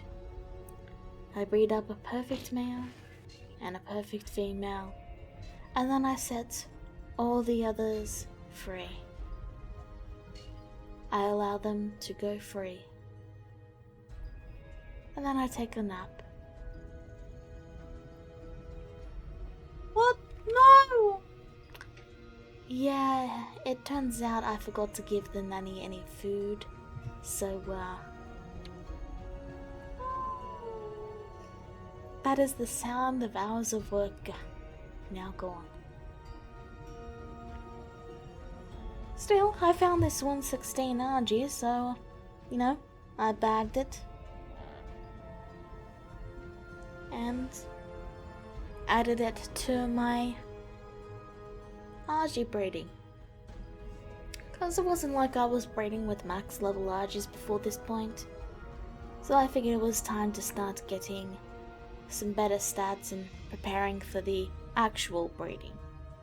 Like at this point I've just been breeding Arges just in the meantime. You know, just to get some Arges.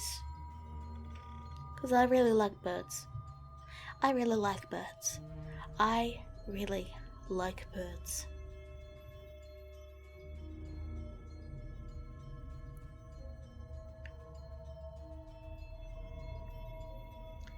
I also found another Megatherium.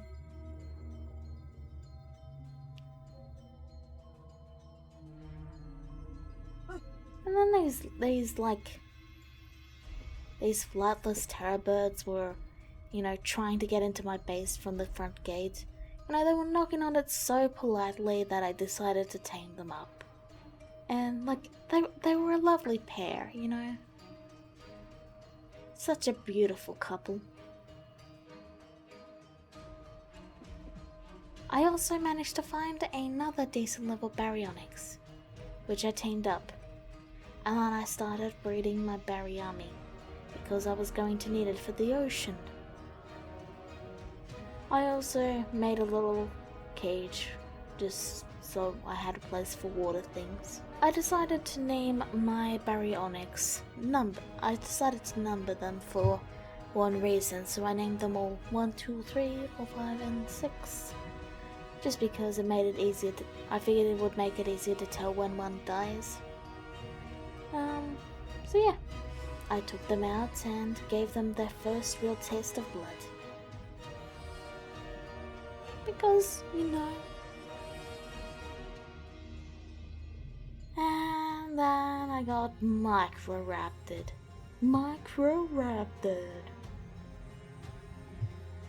And then they decided to, you know, keep pecking at me, and it wasn't like it was hurting me or anything, it was just like really annoying. And then we got back to murdering everything within a 3-mile radius. Here's the thing about berries and why they're so good in water caves. They will actively seek fish if they're low on health, so once I leveled them up to their max health that they'd get, I just took them out to get some fish, and they'll just eat the fish and heal up really rapidly. It's really good, because you don't even have to like feed them manually or use a dodic, they'll just heal themselves. And then I found the perfect male and perfect female again. With my baryonyx in hand and 2 sharks, I tackled the cave once more. Because of the way Ark handles caves, the underwater caves and the bug cave have a very bad case of overspawning if they've never been done before in that world, which is why there's so many, and there was so many when I first entered. That is not normally how it is, but once you clear it out once, or you know, do a dino wipe, that does fix it. In this case, I just cleared it out manually because my berries were awesome. My berries are amazing. So Joan moved to tackle the cave that had bested her once before. The baryonyx proved faithful and loyal. But there was one issue, one problem. The jellyfish. With their tails to stun, and their teeth and fangs. One bit by one bit, they all made it through the cave. Slowly but surely.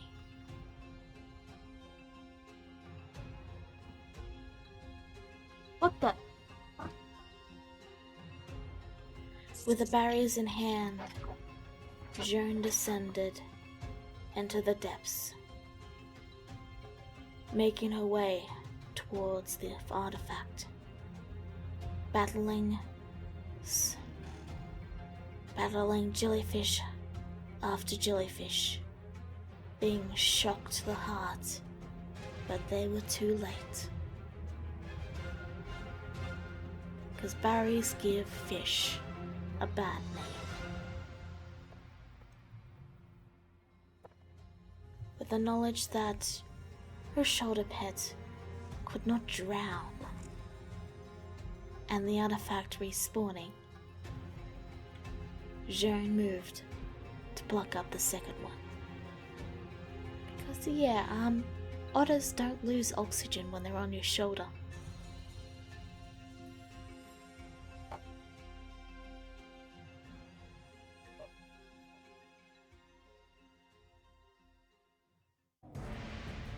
So, there was just one more ice cave to do, and it was one of the rather annoying ones, where you literally cannot bring anything bigger than a compy in. And they kept just getting stuck, so eventually Joan just went on by herself, because they kept falling into cliffs. Though this one seemed to have a rather fun time on the bouncy castle. Still, they just really like falling in those cliffs. Thankfully, if you stick to the right, the cave is fairly fast to get through, and the artifact is literally right there. Well, it's not exactly right, but you'll find it if you stick to the right.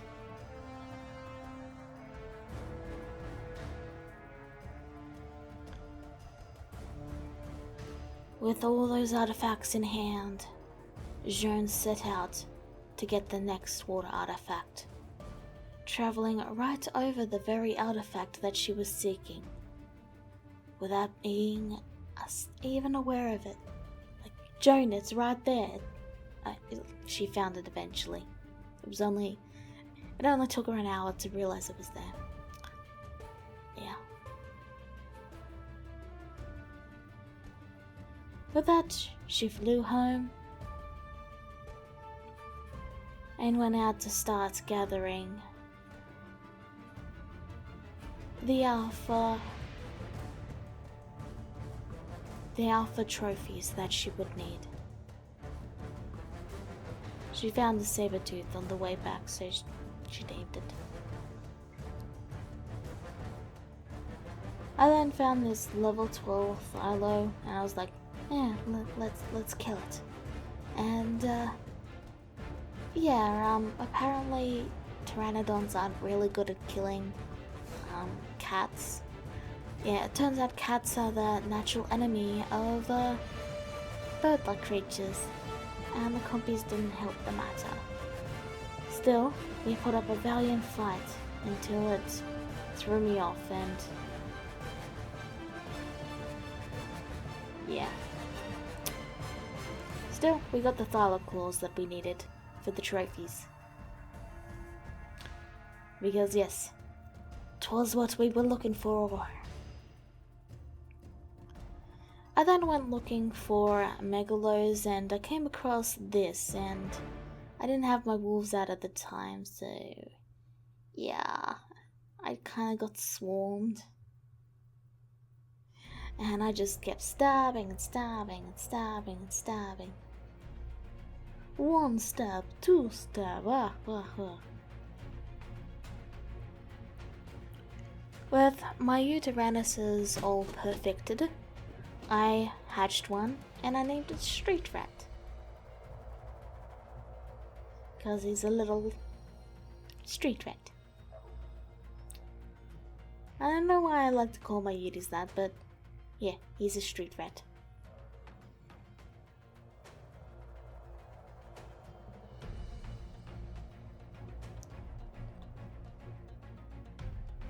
Here I am, looking for the rare and elusive next mutation, slowly scanning through a giant mess of names.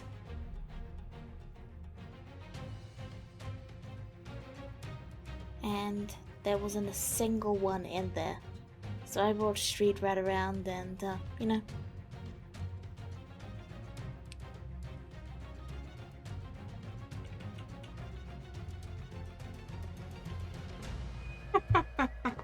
Twenty levels. Also, I have a Rex army now. So, yeah, we were ready for our first boss fight.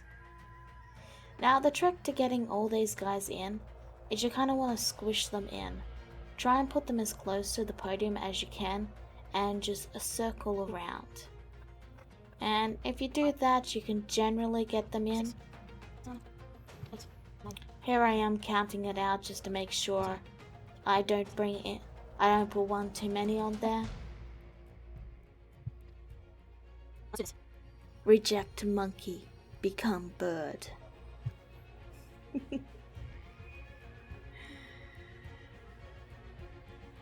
So, all the dinos were transported in. Now, you're gonna be surrounded by dinosaurs when you first get through. But what you wanna do is you wanna locate your Yuti. Let's move you back a bit. Or just whistle them. You wanna just get on your Yuti. They're set to whistles, I believe. Either that or he just chose not to go. Either one. Okay.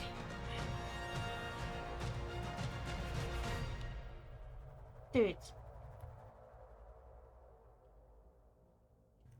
Battling my own dinosaurs' diarrhea. Come on, I'm right here. I lured the monkey down There we go. with insults. I told it a bird brain is better than a monkey brain. And it immediately charged right into the trap. The trap being my Rexes. Now these Rexes are not max level. They're not leveled, and like these were just unmutated wild Rexes without, and all of them were of like different levels. So the fact that they did this well is testament to how like, look at how much damage the monkey is doing to them. And yet, even with all of my settings, the way I have them, like I never touched I never changed the health and mutation. I never changed the health and melee settings since the start. Because this fight showed me that they were pretty balanced.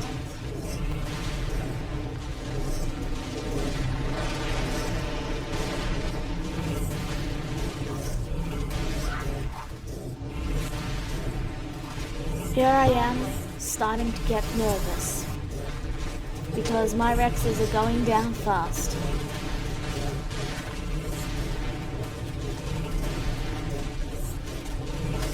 Slowly but surely, it went from 6 to 3.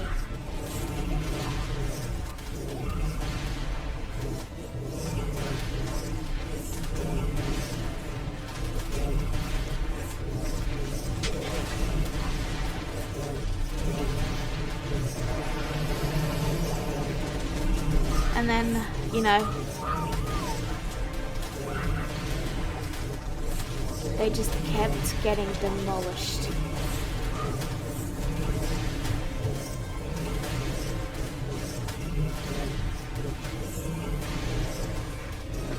In fact, as the last Rex fell,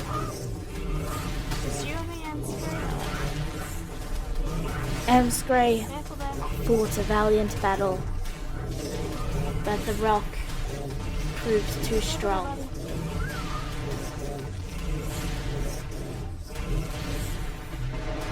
And then Scray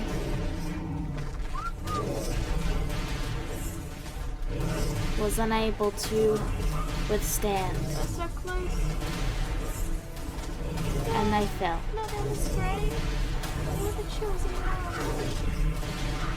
With nothing to do but use my Yuti and fight valiantly, I resorted to solo tactics.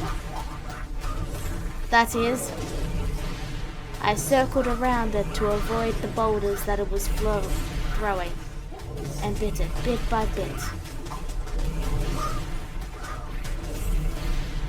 And because I had it, inch by inch, I worked hard, slowly but surely, whittling down the last of that HP. 3k, 2k.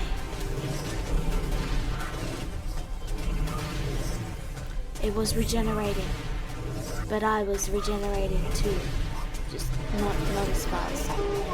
And still, with one final strike,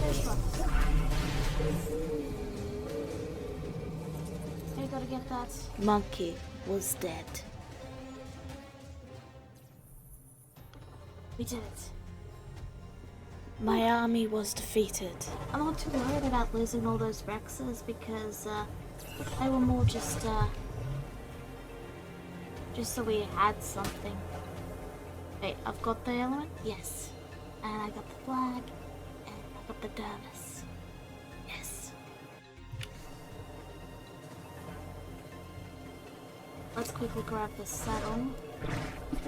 Sorry, buddy.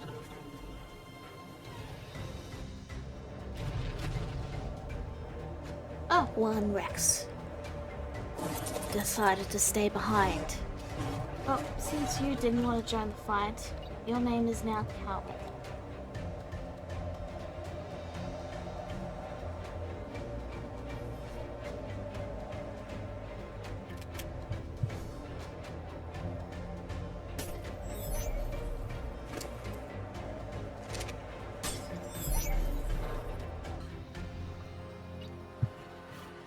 With the element in hand, I activated the generator and was finally able to start collecting the Archinotopized.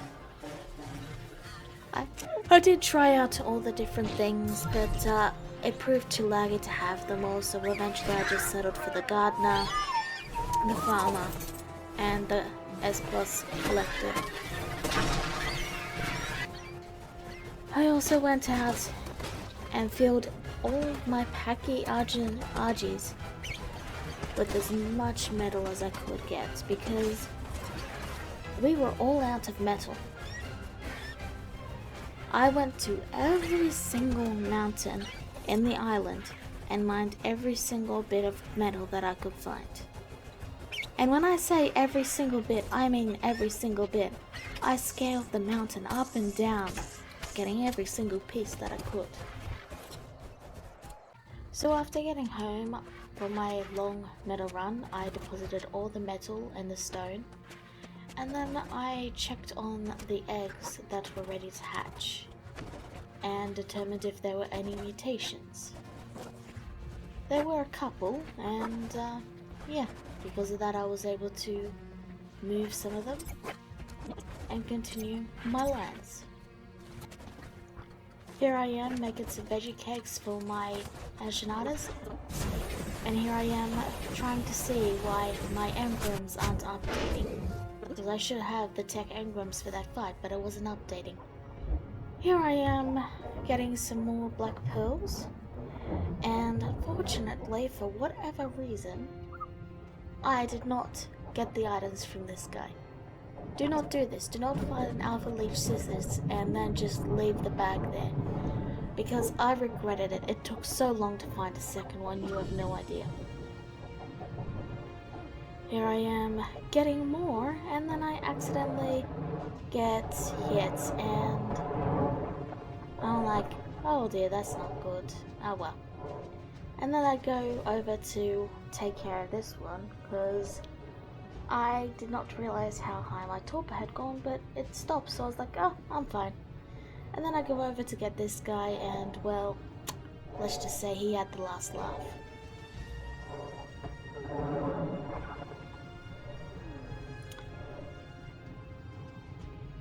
Thankfully, nothing came to eat me, but yeah, my auto went all the way to the surface of the ocean. With that done, I brought myself out, got rid of all the junk items that you get from doing this, slowly but surely getting rid of every single stone tool, and then I tried to go back on blue lightning, but I was too heavy.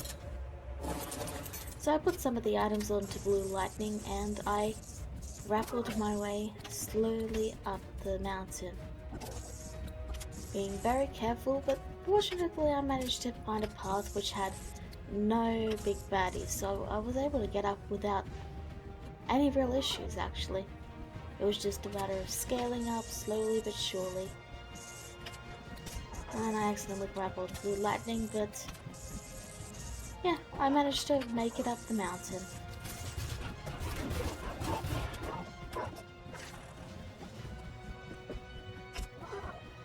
And I set him to passive, naturally. Now the reason I was scaling this mountain was because I had a glide suit.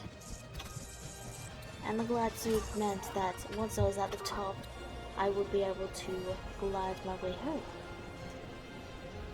With my trip home, I started getting the last little beacons set up now that I had the black pearls, and I put away my Uranus generator because it was time to hatch what would be my new Uranus.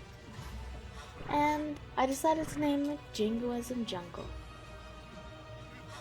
Now that I had the beacons up, I could see the levels of all the creatures, which is quite handy because then you know if it's worthwhile to go out and wander. For example, you'll know if there's a 120 Rex. You won't know where it is, but you'll know it's out there. And with more beacons you can tell where it is, but sometimes you won't Like, you can get as many beacons as you feel works for your game. If you only just want to know that there's a max level out there, then only get 2. But if you want to know their latitude, longitude, or if you want to see the map, you can decide how many of them you want. But yeah, there was a 112 Spyro. I grabbed it. Wasn't what I was looking for, but it was on my way. I decided to check out the Carno Island first because, well, it's where the most Rexes and that spawn in one place. So it's a really good place to look for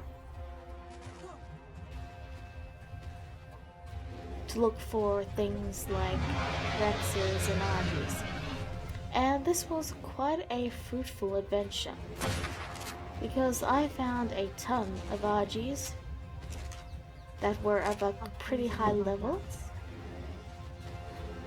and I found a decent level Rex. In fact, if you don't want to use the little scanner things at all, this is a great place to come and idle and just murder everything and wait for new things to spawn, and I'm sure you'll get a max level pretty quickly because only Rexes and Argies and a few other things can spawn here. So it's a pretty good place. And there you can see I'm noticing there's a 104 and a 108. But first I had to deal with this Rex.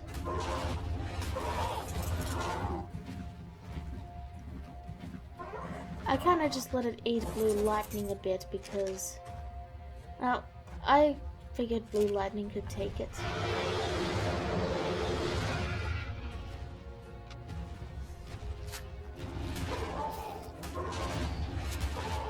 And with a few well-timed shots, we got him down. Fortunately, due to his size, the Argies won't actually attempt to attack him, which is great because it meant that I was able to get 100% taming efficiency.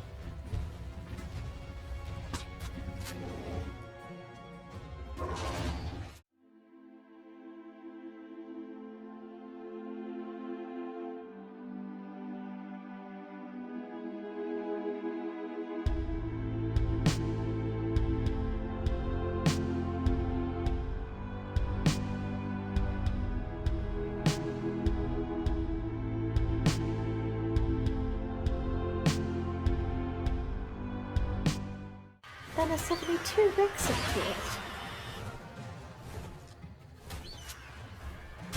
And because blue lightning was there, I didn't have an easy way to get out of the situation.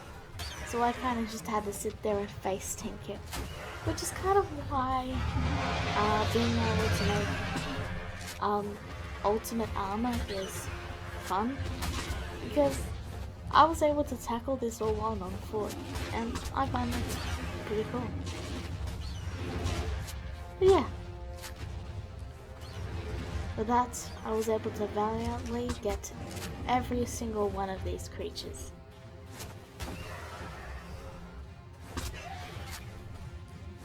I also then found another high-level Argie while I was still in the area. So, I tamed him up too.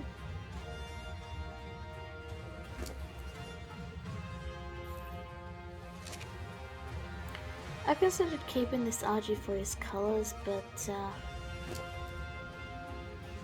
yeah, I decided not to. And then there was a 104 over there. Like I said, this island is great for finding Argies and Rexes. They just spawn in such big numbers. If you kill everything, it's just a really great area for that sort of thing. But it also helps to know that there's a max level in the area. I just personally prefer to know it because I don't find wandering around looking for one specific creature to be one specific level to be fun. So that's why I use that feature in S+. But if it's not something you want, you don't have to.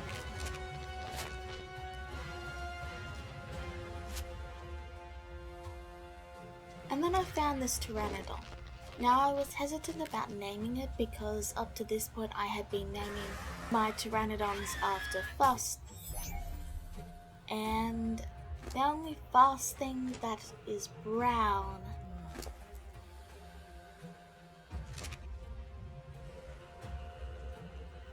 So I decided to name it Chocolate instead. My otter was feeling a little hungry, so I gave him a bite to eat.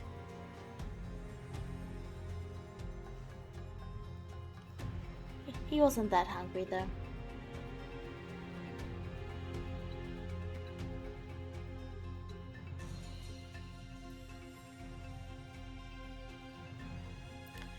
I also, fed the Pteranodon. Get him some levels. This Karakulu. It knows what it did. It did terrible things. Look into the eyes. See the demonic energy. It knows what it did. I found this 112 Spyro, and so I tamed it too. Got distracted with the fish, but I also missed my shot, so, it evened out.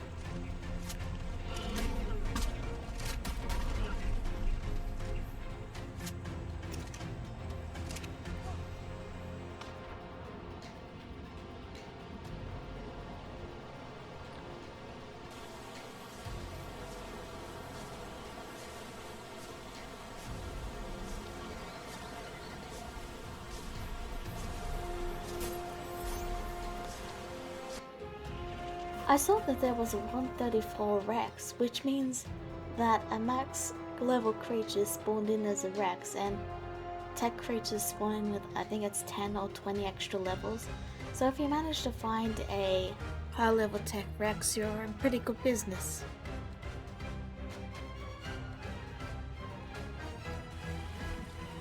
Yes. That's actually not the same one, I believe. I think. Which is a little funny, but yeah, I tame it up. No issues. And then I noticed that there's a high level Equus. And I'm like, ooh, I don't like high level creatures. I like ponies. I mean, I don't like them that much, but I like horses well enough. So I'm like, alright, I can do this. Let's tame it. Let's tame this creature. I'll sneak up slowly, and then I fed it, and it got spooked. There was a ton of really bad creatures in the area, so I was like, okay, I'll shrink it out, and then I'll put it in a little container so that it doesn't get attacked by any creatures. So that's what I did. I shrinked it out because it survived, and I built a little container around it. However, it wouldn't let me tame it no matter what I did. Like, I made it bigger, and then I made it even bigger, and it still wouldn't let me tame. I even tried logging out and logging back in. Still wouldn't let me tame. I even got a ghillie suit. Still wouldn't let me tame. So eventually I got fed up with it, and I just used the command to force tame. Like, I was willing to tame it the proper way, but it just wouldn't let me. And I had built a giant compound to keep it safe, and it still wouldn't let me. So I was just a little salty there, but yeah. It was time to, feed jingoism. Because, he's a hungry boy. He needs his munchies. His munchies just happen to be 20 children. Yeah.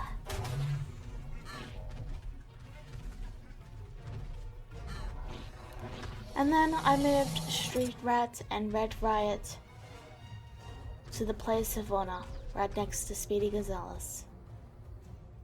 I also found another decent Pteranodon that was of the opposite gender, which meant I would be able to breed myself a new Pteranodon. I found this 92 Raptor here as well, so I was like, I'll tame you too. Now, the reason I was looking for a raptor and an equus is because when I go to the next map, it'll be nice to have some ground mounts just for the beginning, just so that I can wander around the map and that sort of thing. Because, I mean, you don't want to fly. Oh yeah, here I am just, you know, setting all the children free. You know, they earned their freedom, they worked hard. I let them all free. And then I grabbed the raptor because I accidentally threw him out. I set them all on aggressive and let them do as they pleased. It was actually quite effective as a anti-bad creature. Oh. Yes. 124. Let's bloom and go for it. So, I went around the entire map. And then I also found a 112 Pteranodon, so I tamed that too.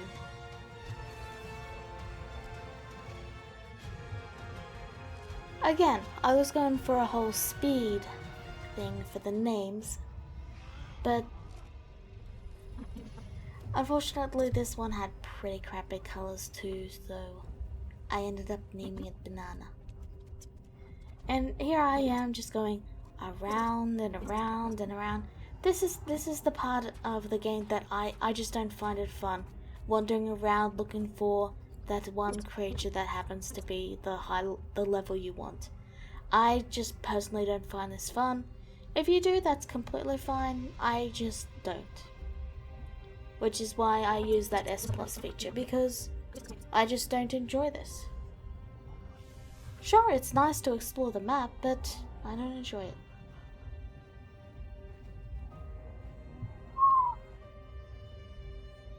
Where's Gizzy?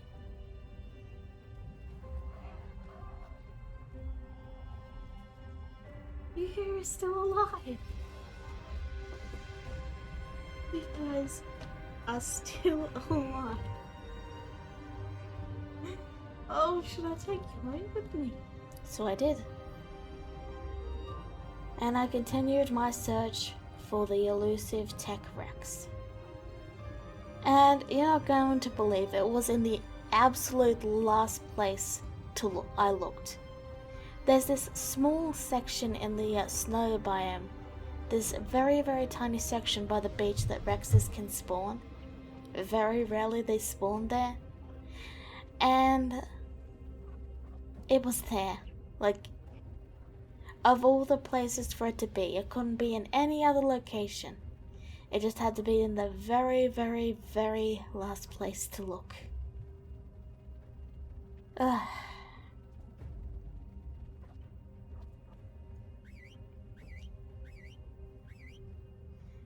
I was really shocked to see Gizzy survived so long. And he had earned his place. Both him and the raptors. They would survive. McDead was McAlive.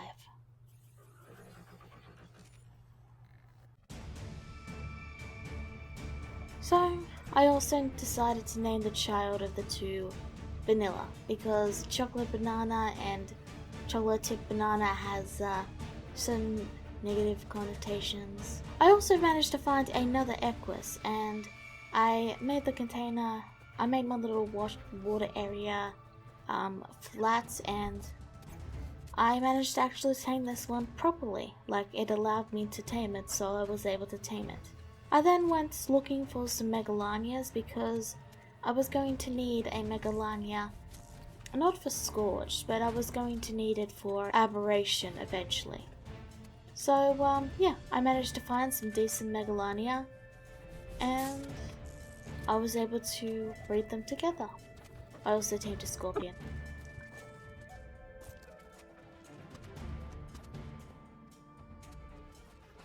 Now, the thing about Megalanias is they don't lose stamina when on a wall, if you're not on them. So you can just sort of leave them hanging. It's funny. But yeah, I started breeding them up and I leveled up Candy Cane. At this point, I was starting to get into the end game. So I de-summoned all my Karakulis because I had at this point like nearly 10k Polymer, so I figured I had enough. And I also named the wolf that was killing them Polywolf. There was a Gallimimus. The Gallimimus was killed. I killed the Gallimimus killer.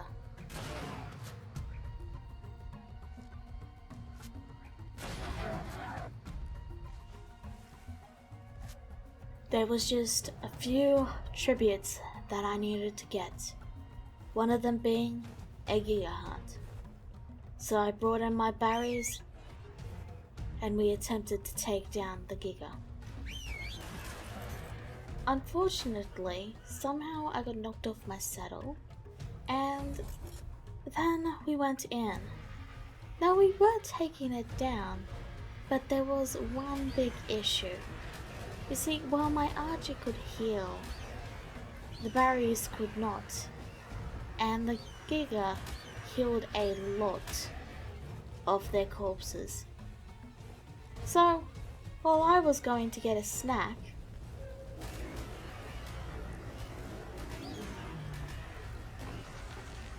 he was doing 352 damage to my baryonyxes. Barry is very good in caves, not so good against Gigas. He'd kill one and then he'd eat the corpse and then he'd heal all the way back to full. Look, he healed 10k there. And then he healed off the other corpses. And he went all the way back up to full health.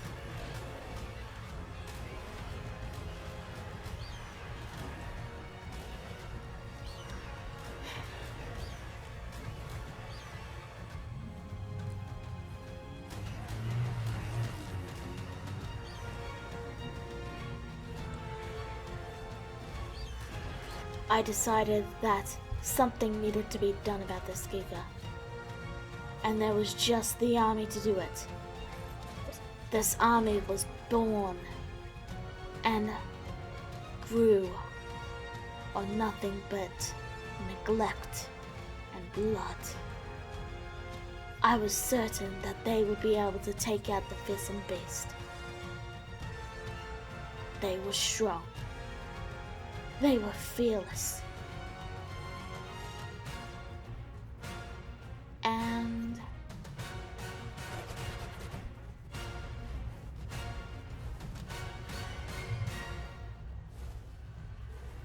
they charged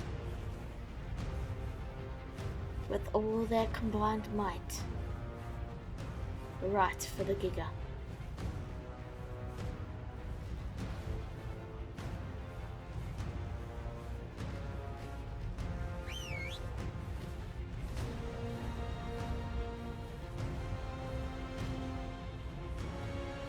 They pushed it back, inch by inch.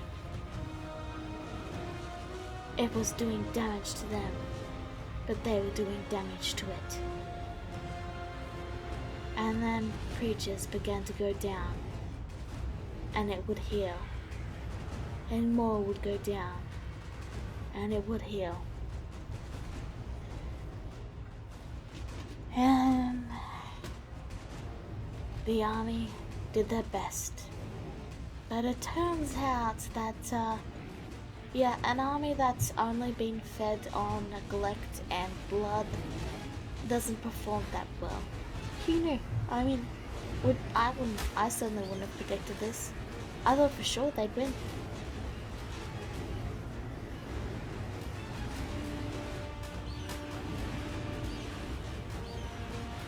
Alas, it was not to be.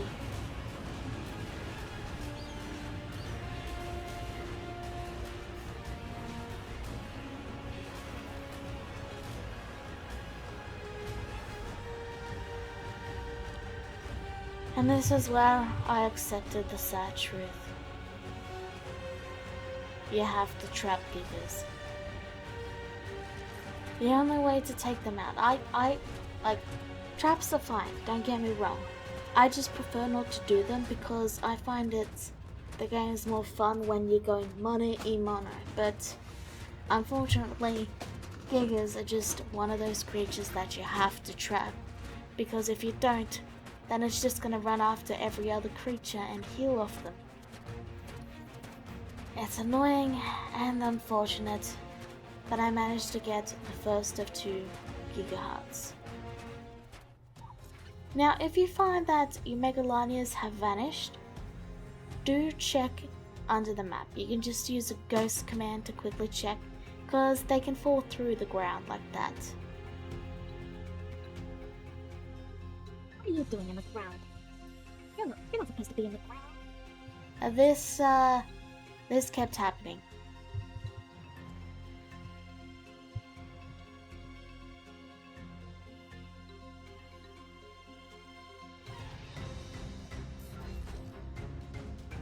I hatched up my army, and I moved the female to a wall so that she wouldn't fall into the ground, so that her eggs wouldn't fall in the ground.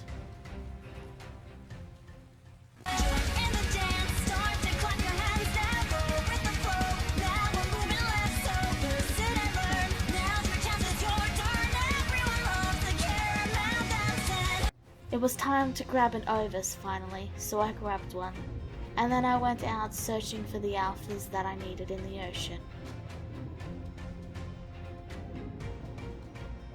And it was a long and grueling fight.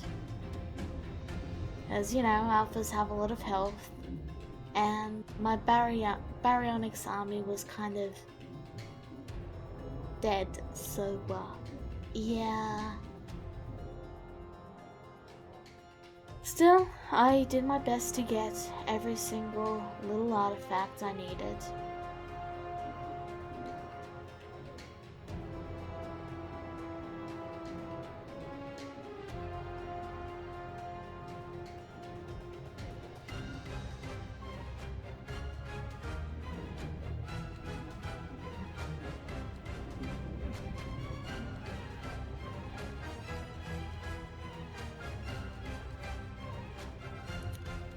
Taking on alpha after alpha after alpha.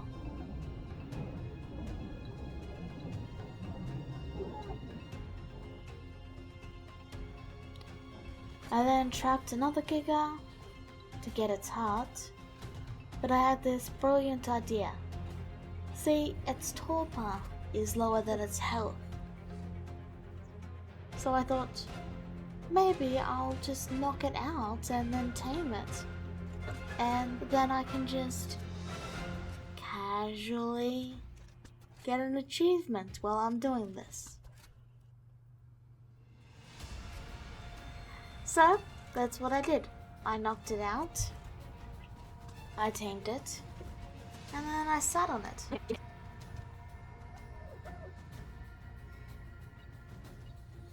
I hatched the first of 3 Megalania, because I wanted to have some backups.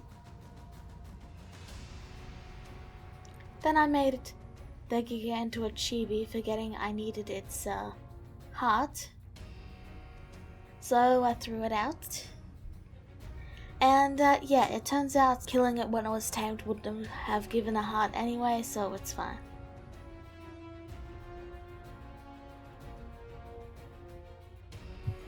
It was time to get my Megalania some breakfast. Because you gotta give your dinosaurs, their daily meal. Because, they're not themselves when they're hungry. They get a little hangry sometimes.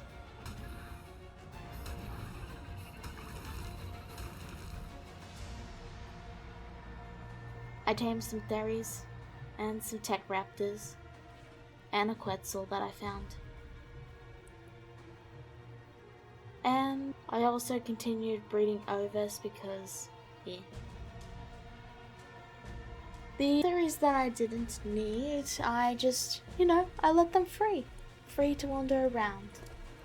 And this actually proved to be quite useful because they were giving me materials. Like, I'd go and check on them every occasion and they had like like tons of wood and fiber, and it was great.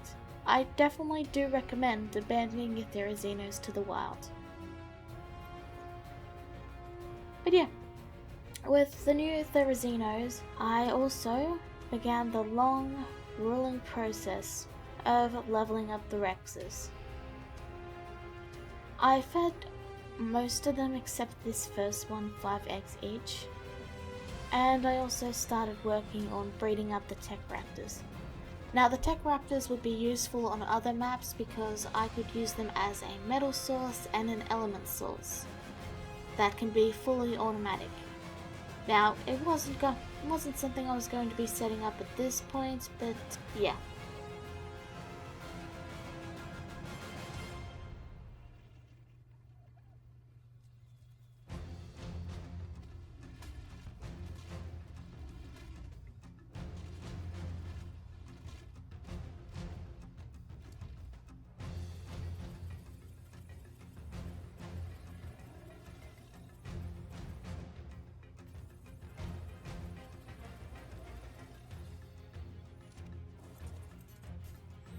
I then bred up my new Baryonyx army, making sure I had some extra.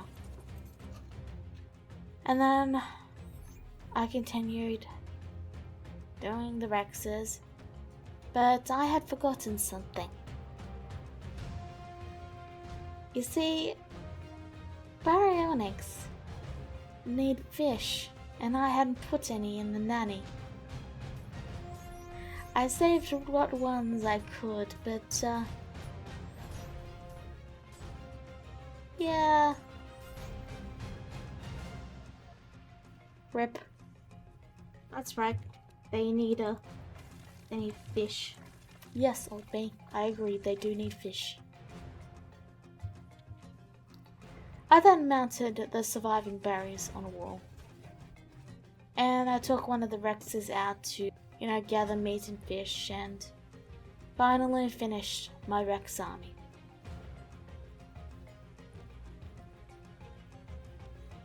I then went to trapping the last of the Gigas that I needed. However, this guy was very elusive. Like, he just would not come for me. Like, I tried to set this trap up on the mountains, I shot at him, and he just wouldn't come over. So I was like, what's he doing? Why isn't he coming over?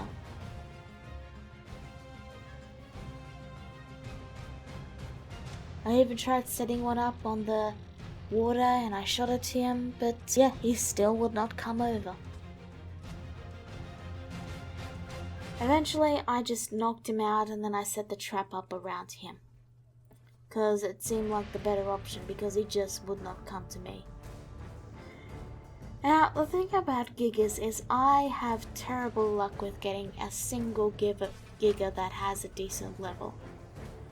In this entire game, I never found a decent level Giga. The only one I found that was a decent level was a male that was 80, and I caught that after this entire thing finished. That's how long it took me to find a decent level Giga. I did manage to get him trapped. Ooh, I got it. So I cleared out the area so he wouldn't heal, and I killed him. However, there's a thing about Gigas. If they're knocked out, they don't give a heart either. So I needed to kill another one.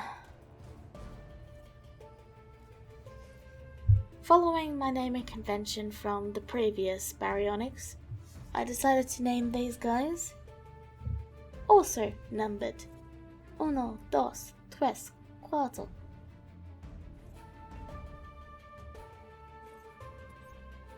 I got stuck, so I used Ghost to get out, and then I walked.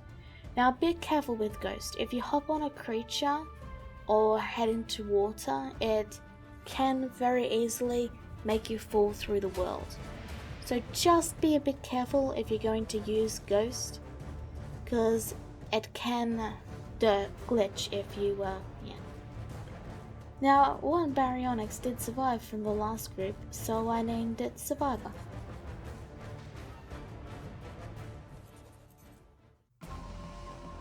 So, I was feeling like making this place a little more homely, so I brought in one of the furniture mods that I've had since the beginning, and I, just decorated the place a little bit. Added some signs, put down some lights, added some bonsais, and planted a couple of things. Now this actually was helpful because I had this invisible tree that I was dealing with, and I put a bush where it was spawning, and then it never spawned again, so it was actually quite helpful to be able to just place a random bush down.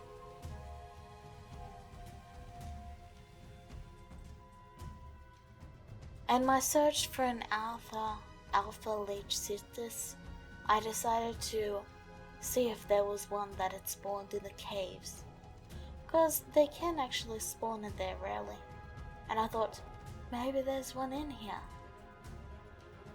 Now, I knew there was one on the map because I had used the scanner feature, but because I didn't have enough for more, I did, I just didn't want to get it until I had a bit more element because I didn't want to run out.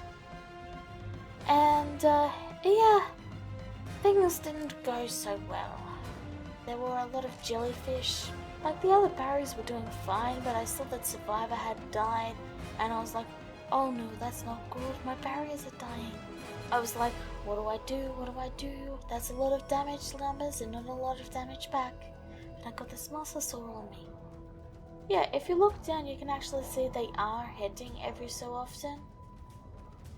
But I was worried I'd lose them, and then I'd have to make an army all over again, so I was starting to panic a bit, but I had this mosasaur on me, and I wasn't sure what to do, so I was like, as two mosasaurs descended upon Joan, with her creatures trapped in an electrical field of deadliness, she sought to rescue her group, her friends, her allies. Things were not looking good. She dove in valiantly, but then she got trapped.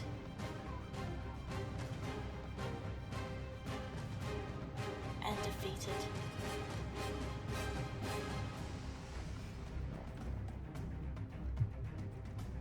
So, at first I respawned near the beach, but then I remembered I had a mod in place called the Grave mod. Like, here I was thinking, okay, what do I do? But yeah, I remembered I had the Grave mod installed, so I would be able to get my stuff back, which proved quite handy. Because I had that mod installed, I was able to grab my... Like, I still had to teleport back to the base and just drop everything, but I only had skins on me. So I was able to go back and grab all my stuff, and then also grab some sort of underwater creature, because I still had some sharks on me, so yeah.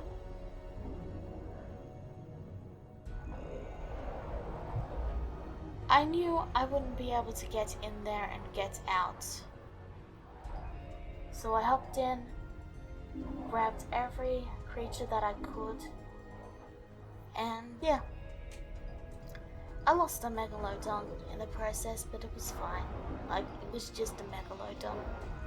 I decided to try out this glasses skin because I really like it.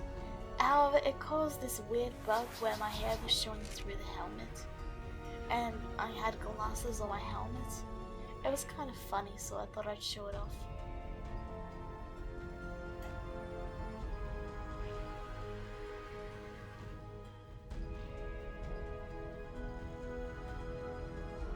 I found this 76 Picoptodon, and they're actually pretty rare on this map. Like, you rarely find Picoptodon at all, so I figured I'd tame it. I then trapped another Giga and slowly whittled its health down. What I did was I drank it and then stabbed it a bunch just to save on ammunition, and when it got low enough I just did the rest with my shotgun.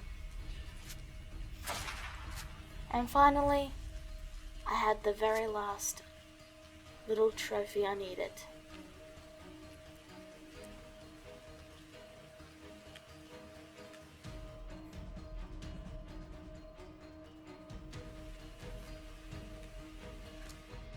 Finally.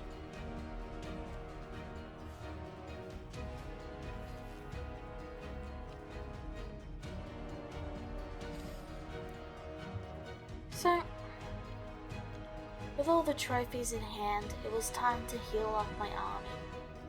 A trick is, if you leave render distance and they have food in their inventory, when they run out of healing juice, if you leave render distance and then go back, they will basically eat all the food and fill their hunger instantly. Yeah, that's quite helpful. But with my army all healed, it was time to face down the broodmother.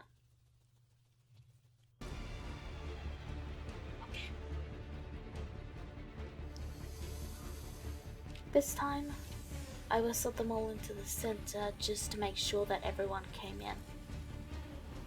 Basically, if you spam a whistle into the center, it makes it more likely that all of them will get in. And then you can just use the U to get them out. Now with this fight, it's fairly easy if you have some decent Rexes, which I did at this point. So you just courage roll them up and you set them on the broodmother. Now if you count down about 15 seconds and look at the boss's health, you can pretty clearly see how well you're doing. For example, in about 15 seconds I had the health down by a fair chunk, and it had only been a very small amount of time. So I was fairly confident that the Rexes had this, and they had circled around decently enough that they were able to attack from all sides. So I just sit back, roll it on occasion, and let them handle it. It helps that at this point I had crafted them all saddles that were the best you could get, so they were taking very minimal damage. But thanks to all my preparation, this fight was a breeze. Doing good so far. Joan of Arky had prepared well. She brought in her army of Tek Quexals and the Yuty to roar and encourage them on. Each one fought valiantly, slowly whittling down the insect. And she came out victorious with not a single loss.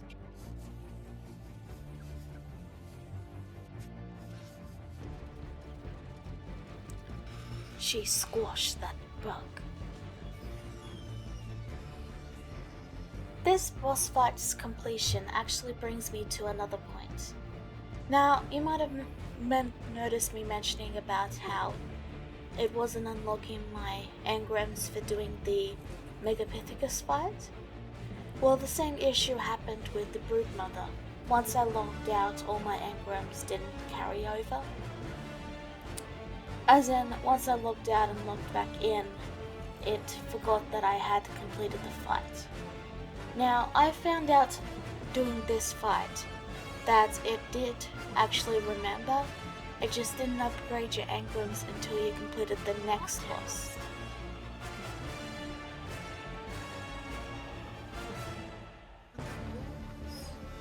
So when I completed the broodmother, I then had the engrams for the Megapithecus when I logged back in, but I didn't have the engrams for the broodmother.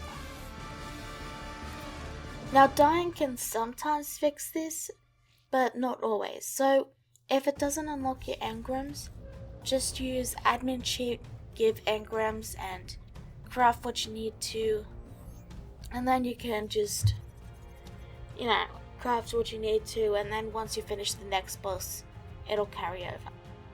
The next fight on the agenda was a dragon. And, well, normally I usually just bring in my Rexes for this.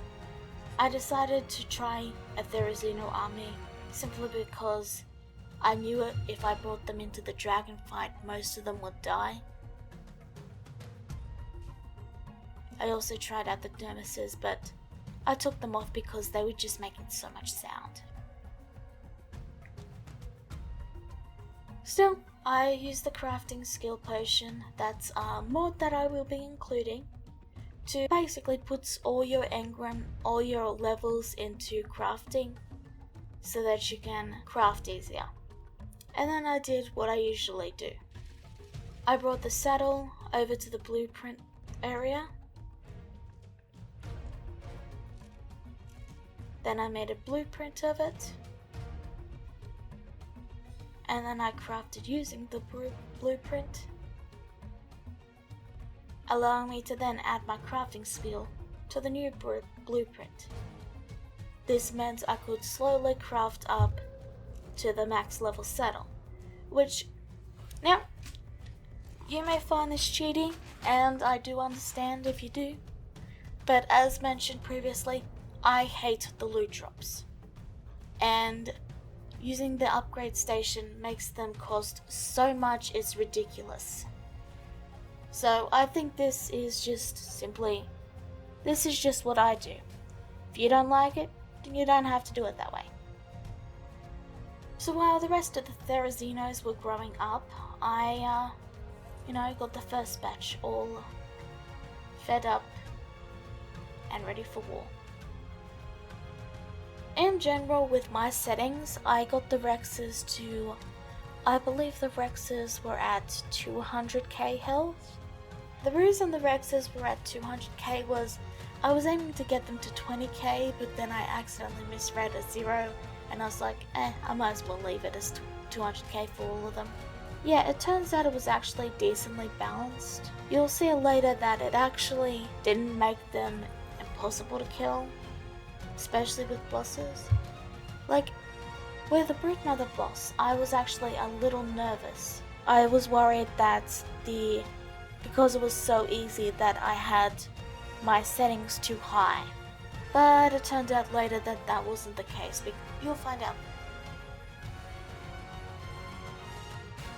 With the new batch of element, I was able to finally get the third skirner thing, and I was able to find out where Letusbirduptheoverseer was exactly.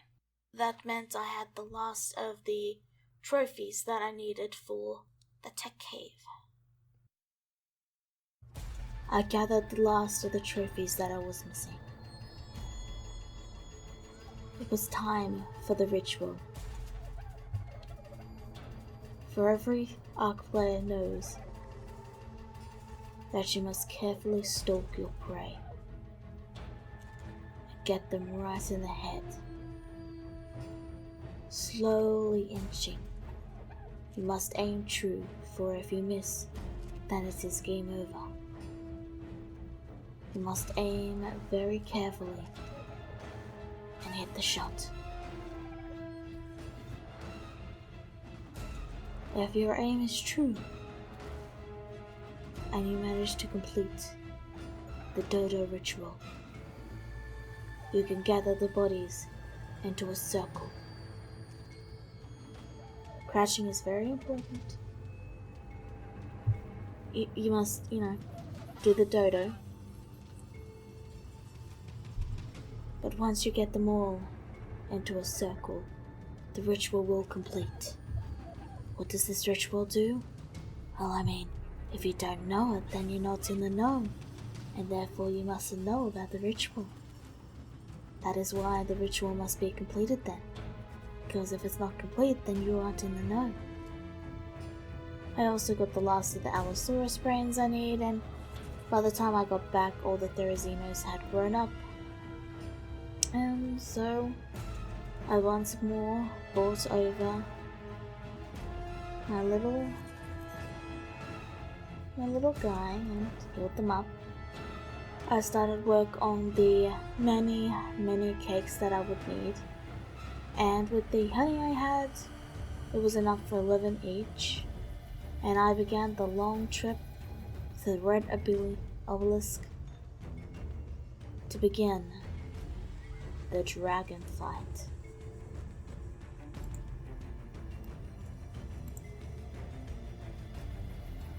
I forgot to get the... Oh, hold on. Yeah, I forgot to get all the trophies that I needed to actually summon the boss. So I teleported back home really quick and just grabbed them and then flew over on my Arge.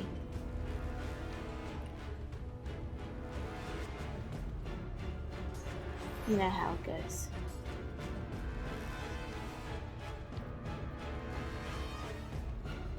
I split up all the veggie cakes, getting them all 12 each, and summoned the dragon. Moment of truth.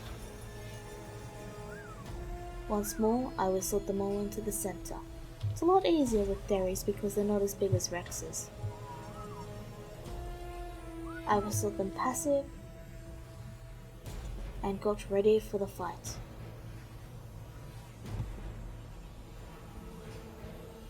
No, not Psychopath. Oh dear. That ain't good. I was worried Psychopath could come in, but yeah, flies can't come into the boss arenas. Still, this is where I show off where whistle here is best spammed. You want to whistle them to a location and then whistle again, because essentially some of them won't move because they'll get stuck, because they'll get blocked by the other AIs that are moving. Really? You pooped them? Stop it! This was when I was messing with the vehicle setting. It made this fight a little harder than it needed to be, but yeah. But yeah, right now I'm just running in a circle to avoid the fireballs. Stop pooping! To prevent that from happening too much. When the dragon did land, I waited, I told them to attack my target, and I set them on. Now the biggest thing with this fight is you want to get around to the back so that you're not in a fire. However, the dragon might also just decide to face you, in which case you kinda just gotta do what you can and get out of there.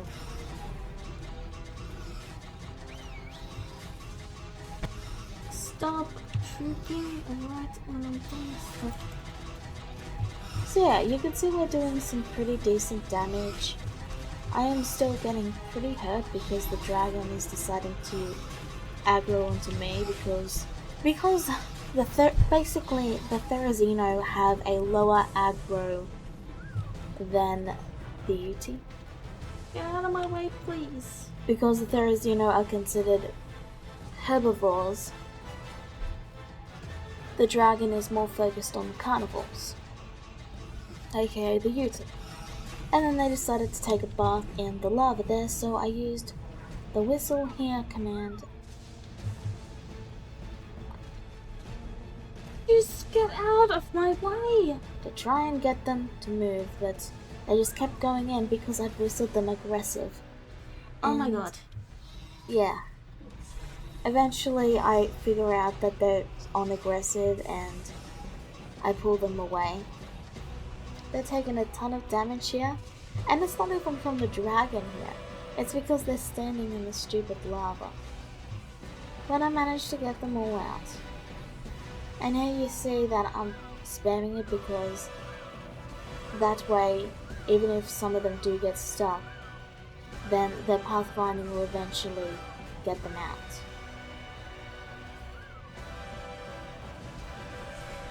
How hurt are you? Pretty hurt, okay. I think he's gotten stuck. I'm just gonna... Yeah, the theory died because they stupidly stood in the fire. I decided to take some pot shots at him since he was just standing there and wasn't approaching. And there weren't any pteranodons around at the moment, so it seemed like a good idea because any creatures that charged him were just going to get stuck in the lava. Yeah, it's good to bring some backup guns and ammunition just in case you have to do something like this. And eventually he'll, you know, get up.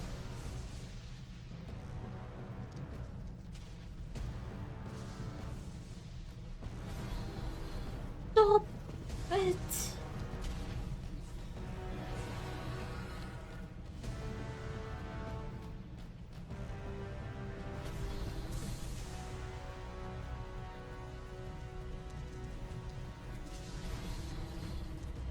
With theories, this fight is pretty straightforward.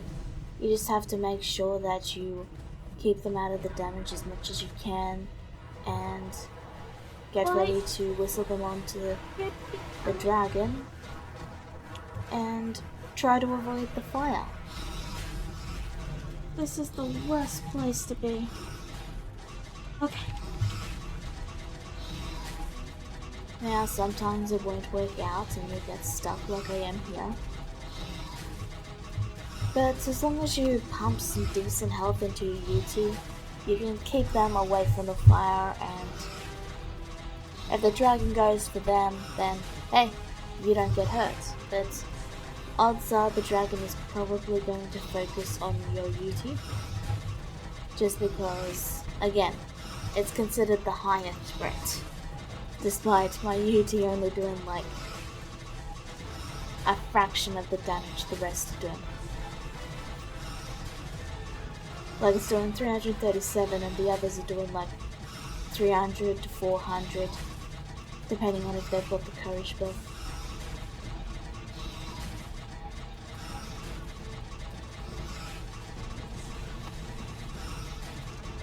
But yeah, this is just how the fight goes. You get the dragon over to the safe area, you whistle them to attack, and then when the dragon flies off you want to whistle them passive so they don't fly into the lava.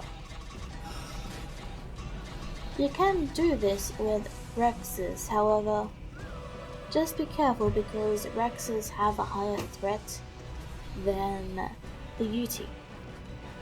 Meaning, if you have them attacking, it's going to focus its flame on them. And here I'm basically deciding that, like, putting them on to follow wasn't really working, so I just used Whistle here instead. And yeah, I would recommend just using Whistle here for this fight, because yeah, it just makes it easier to corral them. Working with this many dinosaurs tends to be quite a yeah, this fight got pretty close. I mean, all the theories had saddles, so I knew I could get back onto something, but I was more worried that I was going to lose my Yuti in this fight, because he was getting pretty badly damaged because he was taking the full brunt of all those fire attacks. So close!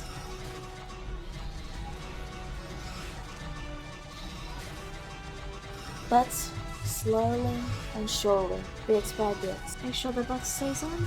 bite by bite, we worked the dragon down and we won. I did it!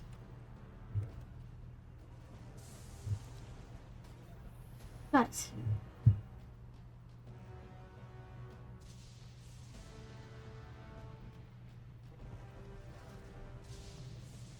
how did you all do? Yeah, pretty hurt. You actually managed to survive. I was a bit worried about that. If I had more time, I would have gotten them more veggie cakes and they would have survived a lot better, but I made do with the veggie cakes I had because, again, I didn't have a full farm set up for honey or anything.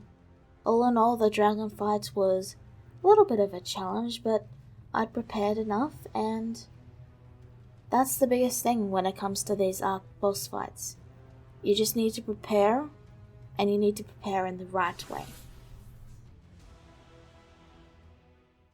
The third trial was complete. I flew towards the Tek Cave, prepared and ready. I brought my Rexes in. I brought my Yuty. I was feeling pretty confident, but then I realized, oh, you can't place them here. And I was really confused because I was like, oh, maybe you need to place them inside the little cave. Now, the trick with setting up your creatures for the Tek Cave is you want to set them up in a daisy chain. Basically, you want to have it so that one dino follows the other. And you want to set them on either low for Rexes or lowest for smaller creatures. Follow distance so they don't try to cut the corner. Now, Rexes are kind of a pain to corral, as you can see. And they just kept setting themselves on fire while I was trying to get them to the cave. So I just resorted to whistling them. Like, they just kept dipping into the lava, and yeah, I could have put some foundations down over the lava, and that would have made this entire thing easier, but I was being lazy. I will fully admit that I was being lazy and didn't want to spend the time putting all those foundations down.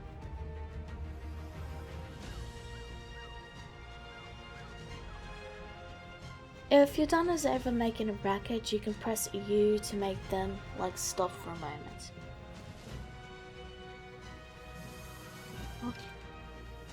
I activated the portal and slowly squeezed my way and all the dinosaurs into the cave. It was quite challenging, I won't lie, because of how I'd whistled them. They were all kind of stuck inside each other, and yeah, it wasn't the best, but I did manage to get them all in.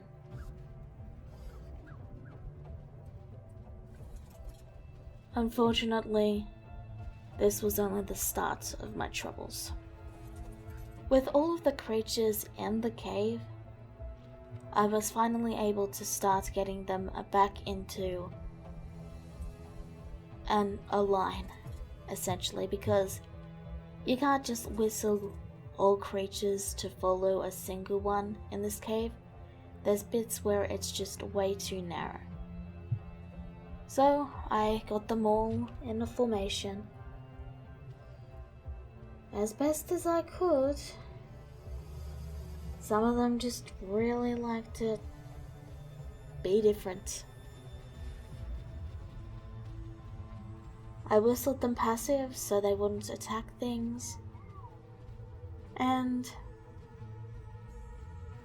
I started to fight. The biggest thing that I found was you want to fear roar the aloes. Yeah, some of the dinosaurs weren't actually on passive, they were too far away for the whistle. And then they all got stuck again, and then they all just walked right into the lava. Like, do-do-do-do-do, flim. Dinosaurs, man. They are just, they small brain. They small brain. So, after literally 90% of my army fell into the lava, I was left with only a couple of Rexes left to help me kill all the creatures. And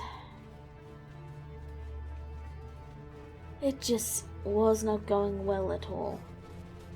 It went down from 5 to 3 to 2, and then I had literally no one but jingoism.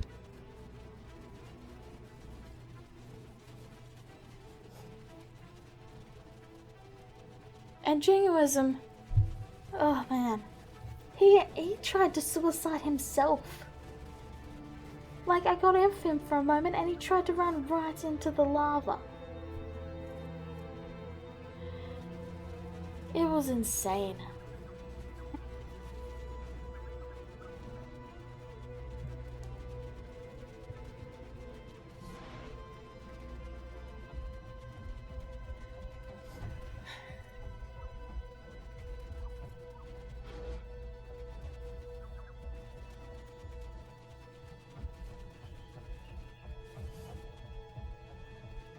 When the Giga proved too strong to get rid of, like, all my dinos was basically gone.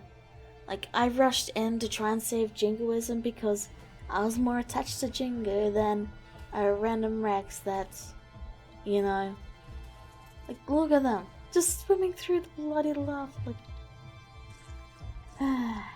So, I ran. And this is where I made my first mistake. I did not fear roll the aloes, so the moment my guys stopped to take a shit, they caught up and the bleed damage meant everything could catch up to me. So, they were able to deal constant damage to me, while I couldn't turn around because it was really hard to turn around. Like, they were just right up my butt and I could not get around to fear roll them. But eventually I did manage to find a moment to turn around.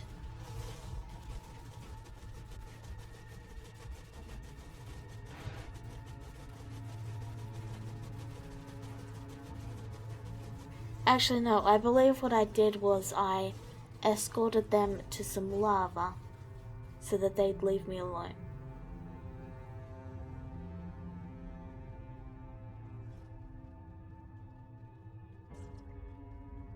Look at that, he like tried to kill himself. He knew what was about to happen.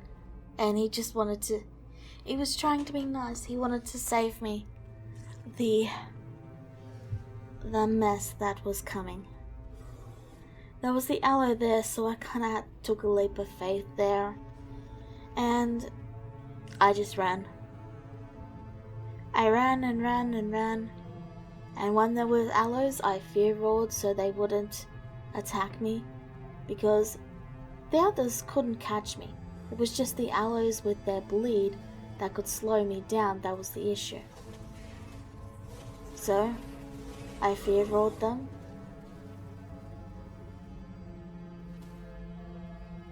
And then I ran. Running past Gigas, running past Rexes. I ran and ran and ran. To waste this, I didn't want to waste it. I thought maybe the artifacts would vanish, or maybe something would happen, or I'd spent so many dinosaurs trying to get this place good and ready, and I wanted to at least try. And then I saw the Giga at the entrance. This Giga will always be here. They spawn it in. I swear, they spawn it in when you get close. That Giga is always there. No matter how many times you do the Tek Cave, there will always be a Giga there. So, I ran. I was like, maybe it won't come in here, but it did. And it was right up my ass. And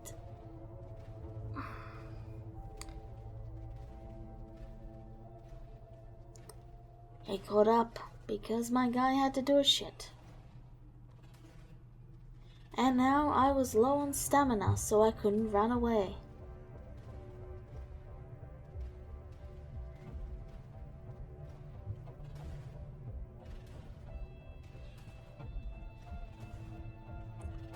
I tried biting him, but I knew that I couldn't beat him.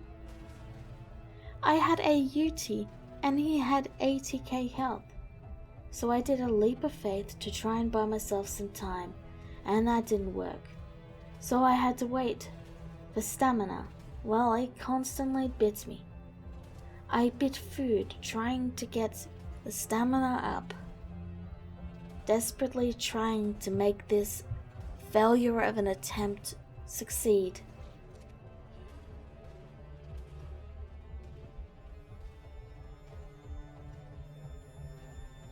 It was hard going, but I did manage to get the Giga to lose interest. And then, goddamn jingoism decided to run right off the edge.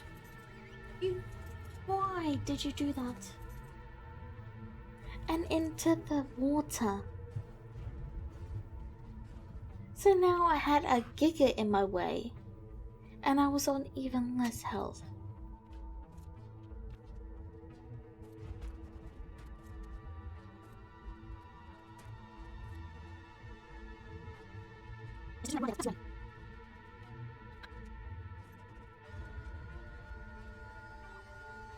So I snuck on, managing to avoid aggroing the Giga, and tried to heal him up as best as I could.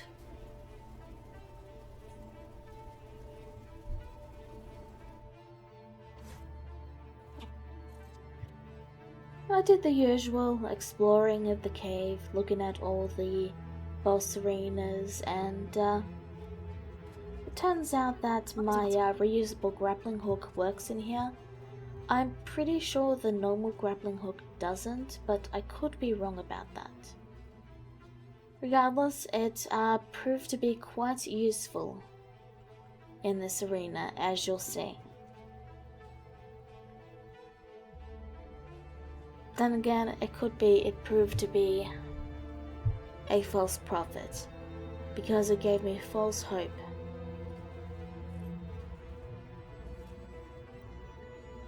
Regardless, I made my way toward the boss arena. I was certain I wouldn't be able to do this. I had one dinosaur. I had plenty of ammunition. And I had some good armor. Well,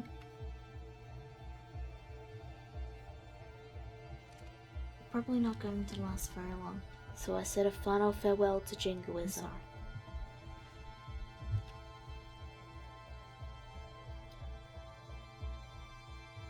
He had done well, and had been with me through many boss fights. But we both knew this fight would be our last.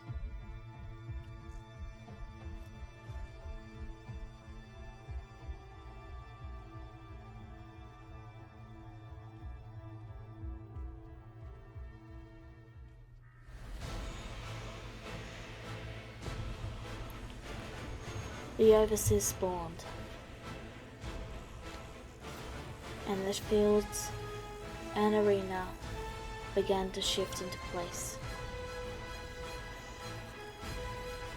I attempted to take some shots at the Overseer, and I did not realize this, but you cannot damage the Overseer with the long neck rifle. You can when it's in its monkey, dragon, and spider forms, but when it's in its Overseer form, you cannot damage it at all. Look, the thing with the Overseer is there's very limited times where you can actually hit it, and that's right before it summons creatures and right after.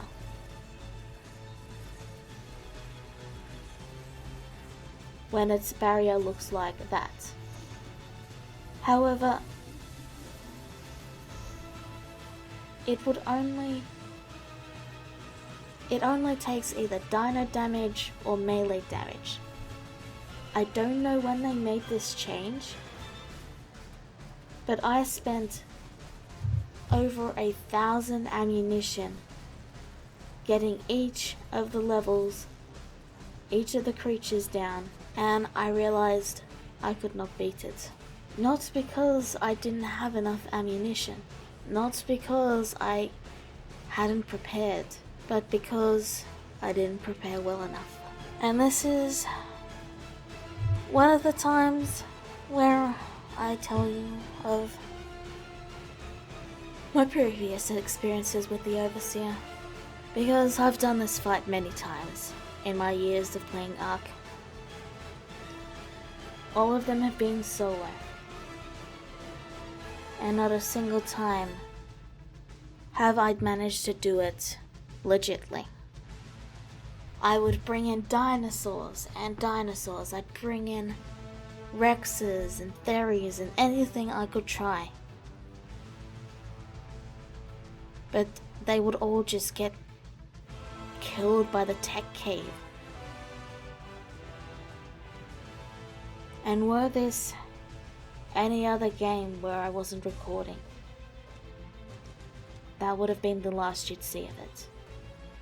Were this any other game where I'm just playing the game normally by myself, I would have then killed the Overseer. But there were still things that I could yet try. And I want this video to be a guide for solo players.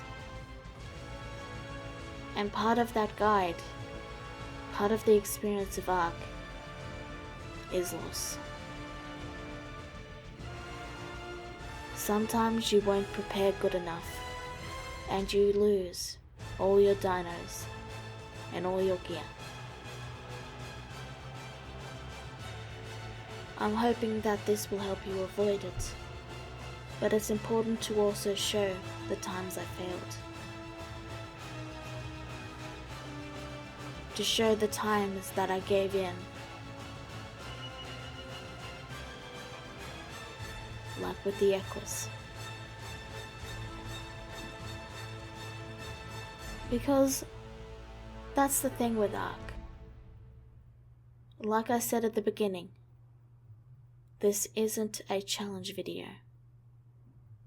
This isn't about doing this with completely vanilla settings or anything like that. This is about giving you the tools and my story. Okay, so here we have this perfectly recognizable area of the Tek Cave. There's this really narrow path that goes around the lava right here. Now, the issue is, let's say you have a Rex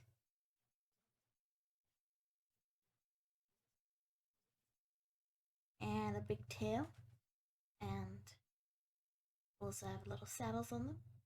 They'll have little saddles. Okay, so there we are. We have this Rex. Now, the issue with this Rex, and I'll show you this issue right now.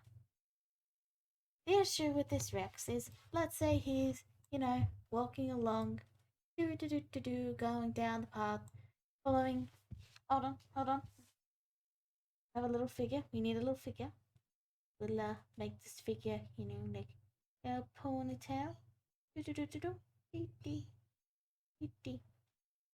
then I have like little arms, little shirt, and some pants, and then some feet, hands, and just a little bit of hair there.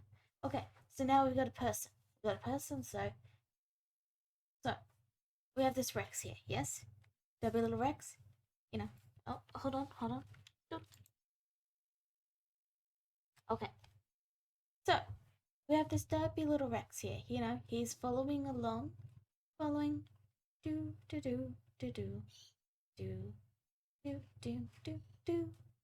and he's following along, and Oh no, it looks like there's an issue with his pathfinding. You see, he wants to get over there, and he is over here. So what's he gonna do? Is he gonna go around the path? Nope, he's going to go straight over. Meaning, this derpy little Rex, sploosh. And that means this derpy little Rex is now derpy little dead.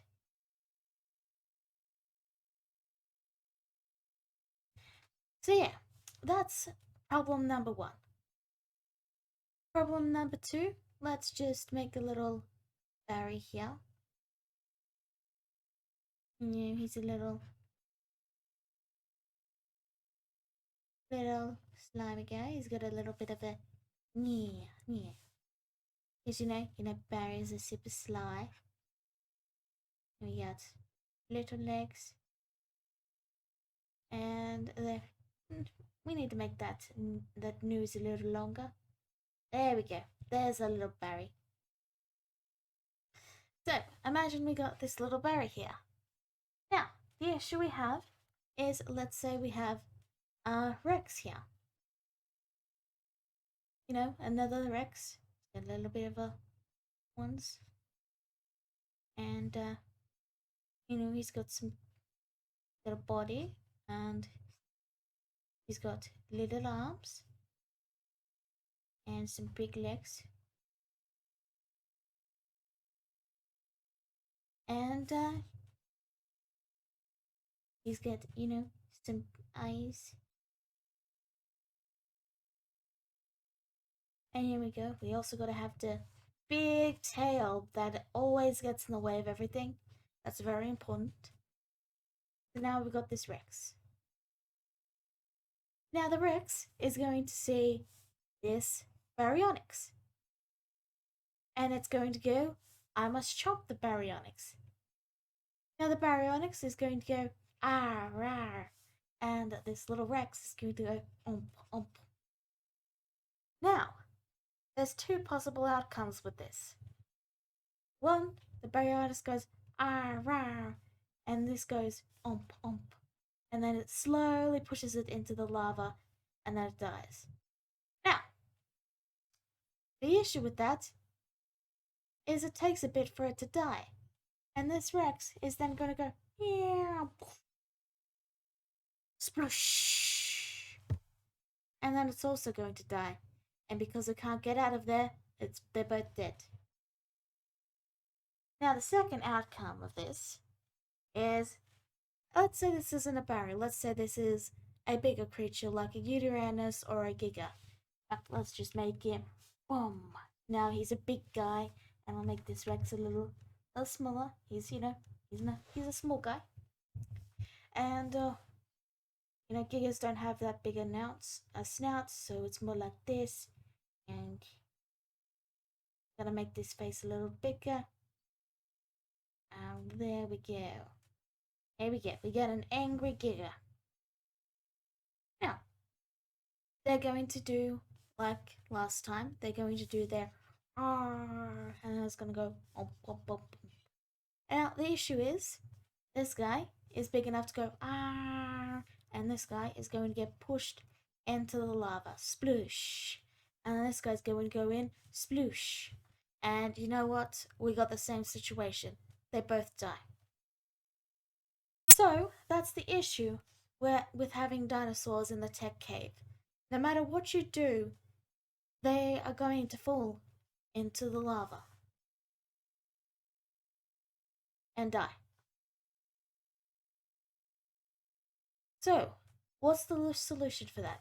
How do you get dinosaurs to go all this way?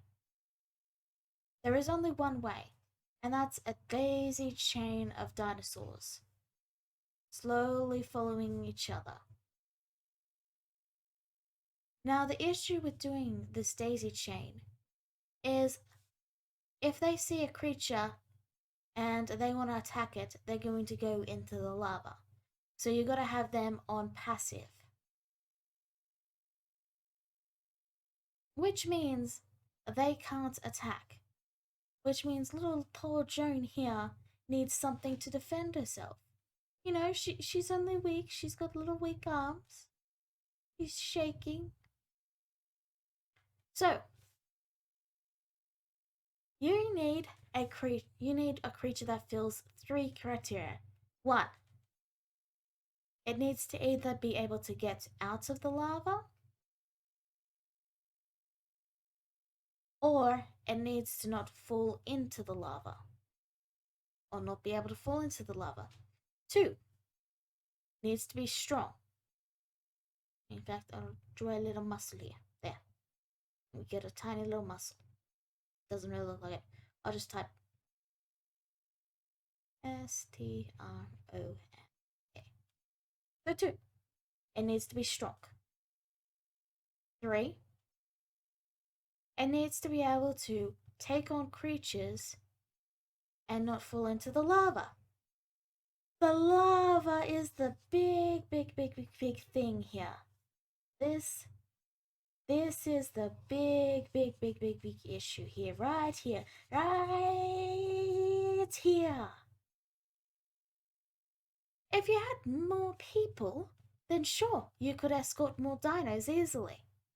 The issue is, I do this solo.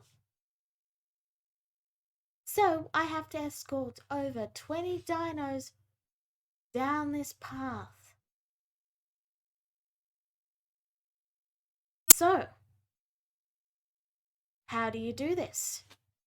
You might be thinking, oh, it's impossible, you're just going to lose dinosaurs. And that's actually untrue. There is a way that fulfills all 3 criteria. A dinosaur that can get into the lava and back out. A dinosaur that can go straight over this gap. A dinosaur that isn't a dinosaur at all. A dinosaur that is a bird. That's right. It's time to bird up.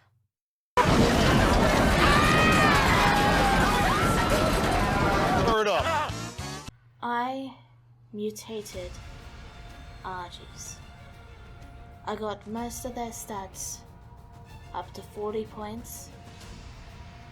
Not exactly 40, but you'll be able to see their stats and see all the hours I put in to get this army ready. I picked out some mutation colors, and something changed with Joan during this process.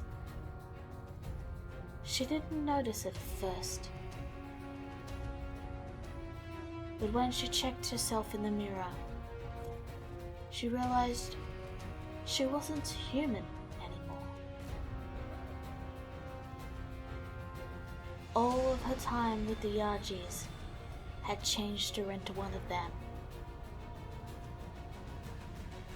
All of her time raiding the army had made her into one of the flock.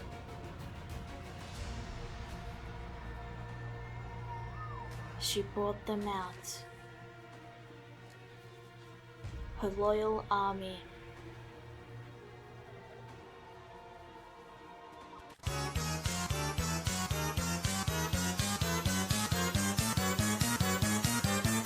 It was time to kill.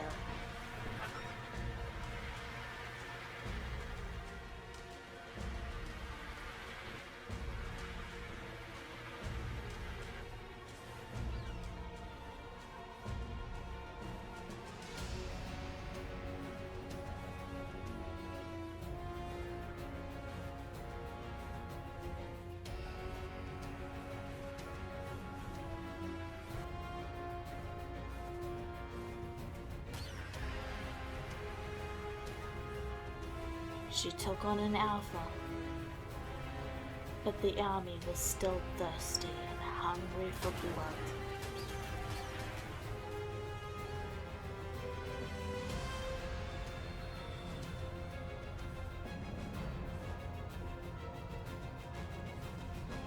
she brought them over and set them on the strongest titan that existed on the island.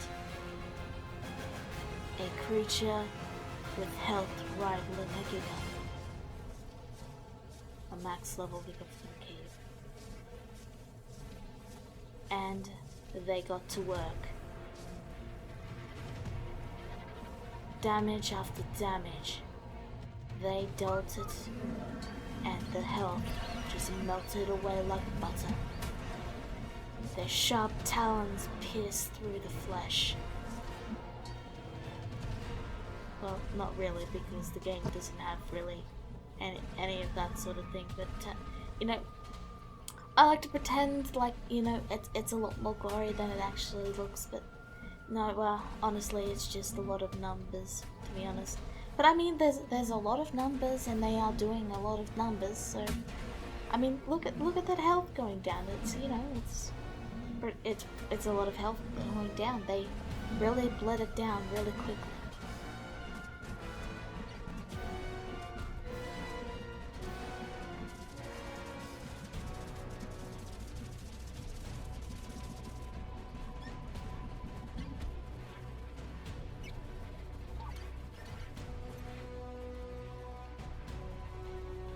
The army was perfect. The army was strong. The one creature that had never, ever failed Joan. The birds, the one creature that had brought her down, was now under her command.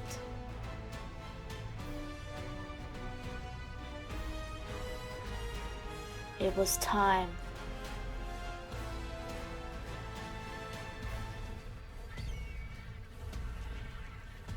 The army was strong and ready. And not even a giga could stop them. Not even a titan could stop them. An army that didn't need to step or walk around. An army that could get out of lava. An army that was strong and tough.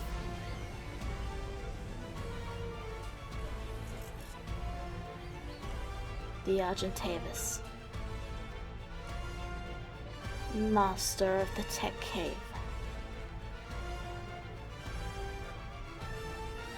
With Joan as their alpha, nothing could stop them.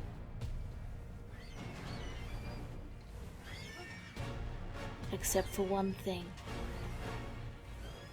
One thing Joan had not considered.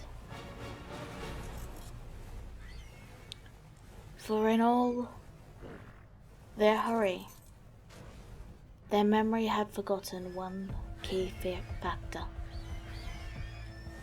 While the army was capable and strong,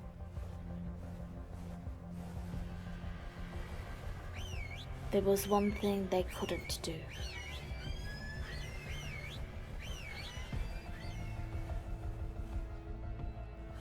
It was easy to get them into the cave. So very easy. All they needed to do was fly in. And even when they did get stuck, it was only partially, and it was beautiful.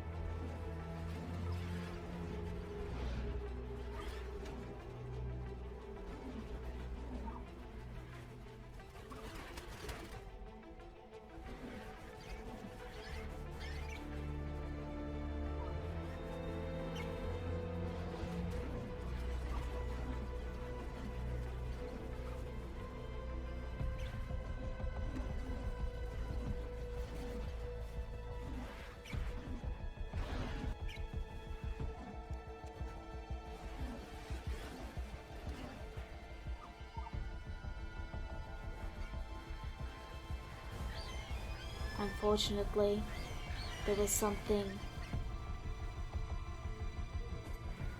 Joan had forgotten.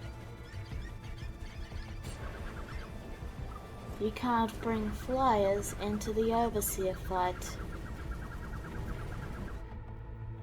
Come on, please. Let us bird up the Overseer. Please? Come on. Hashtag let us bird up the Overseer.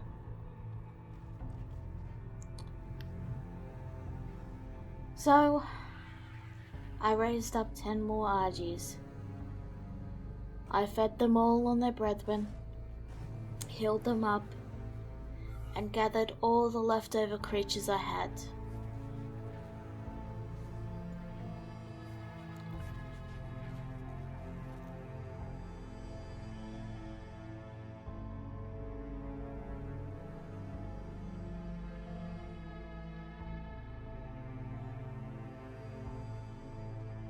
Now, I fed these guys, I believe it was 20 eggs each,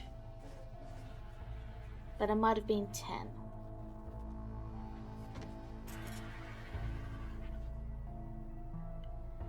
Regardless, I raised up another group of Argies because those dinos that are left inside the Tek Cave, they can't be retrieved. Like, I think they're supposed to teleport to the entrance, but they never do. So they're basically left in there, and when someone else goes to complete the cave, all the dinos in there are reset. So they basically just get deleted. Still, I got my armies together. I got my Barries, my Wolves, my Argies, my Theries, and the last Rex. I brought them all out, and we went through the cave. Only the Argies would be taking on the Tek Cave. The rest were for the Overseer. Unfortunately, it's always a hassle getting this many creatures into a cave, especially due to the cave lag that always happens. It's always super laggy at cave entrances because it has to load both the outside and inside at the same time. Regardless, by setting them to follow in groups of 2, I was able to get them all in relatively harmlessly. The biggest thing to keep in mind when doing this is you have to be patient, but also fast. You need to have everything ready to go when that door opens. Thankfully, the tributes don't ever get used, so you can get everything ready, and if something happens, you can just dry them all up and try again another time. I mean, granted, you still have to get out, but you know what I mean. The reason I circled around a bit here is just to line up the Argies, so they were more likely to go straight in. It did help to an extent, but once you get to a certain point, they all just get a bit stuck. And of course it throws you off the head Argentavis after a point, because you know, you're not allowed to use flyers in caves. Even though I have that setting turned on, sometimes Arge just ignores your settings. So, with my daisy chain of dinosaurs and my Argentavis to help me take on things, we began the journey down the cave.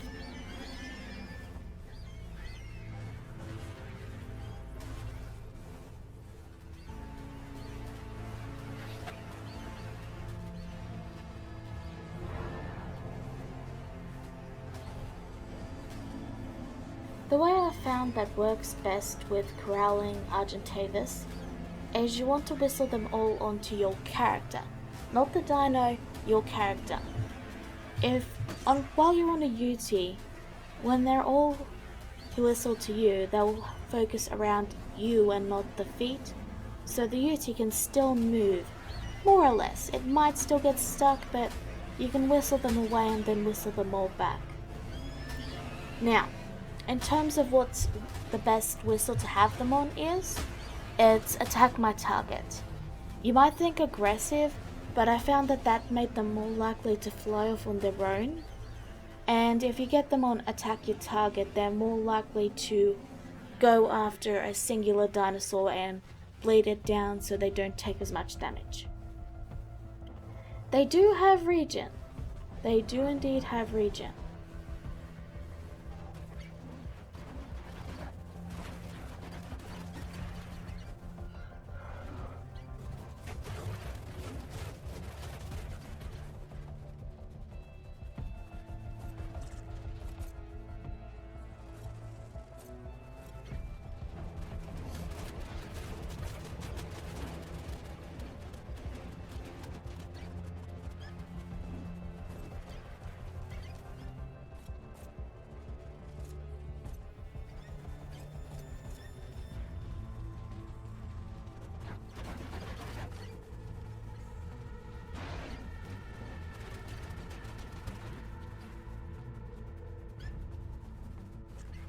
With the small, narrow turning radius, we soon came to the dreaded corner. The corner where dinosaurs come to fall. This narrow gap is really difficult to get dinosaurs around. In fact, I decided to leave them there and bring them down bit by bit, simply because some of them were small and some of them were large, and that way I could cater to smaller groups and I was able to get them all down. And yeah, it took a bit of work to get them around this narrow corner, but I did manage to get it. With no casualties too. You still want to take this very carefully, at least until you're on the street, because wolves especially, like, they love to jump. And they can jump right into that big pool of lava right there.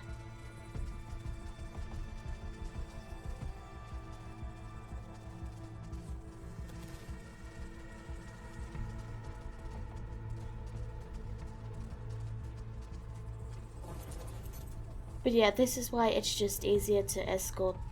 If you have many different types of dinosaurs like this, it's best to escort them group by group down this bit, simply because they love to get stuck on each other due to their different sizes.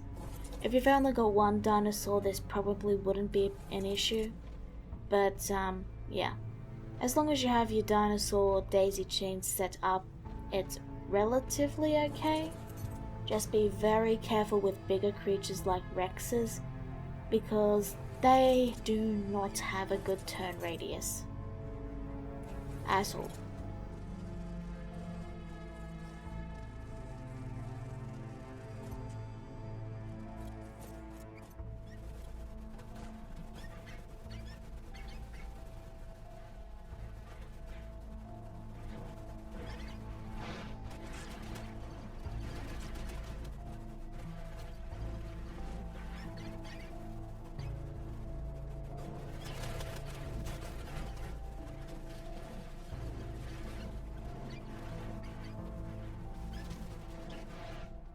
Unfortunately, during this cave, there was one casualty. Even though I desperately fled and tried to avoid it, the Yuti fear-roared my other Yuti. I did all I could to prevent it from fear-roaring. But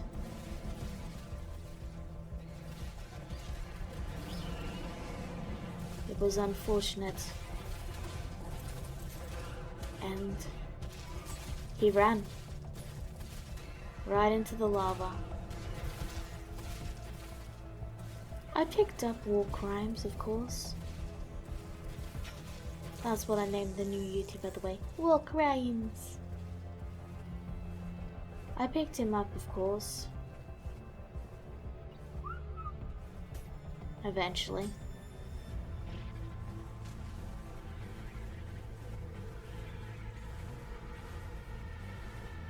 But it meant that during the Overseer fight, we wouldn't have war crimes. Which was a very unfortunate loss, because it meant I had to do the rest of the cave on foot, because I couldn't bring my Rex or other dinos in, which made corralling the Pidgeys a little harder, but I managed to get it done. I used the attack this target to basically get them to, well, attack what I wanted to. But yeah, you gotta be careful with them because they can get you stuck.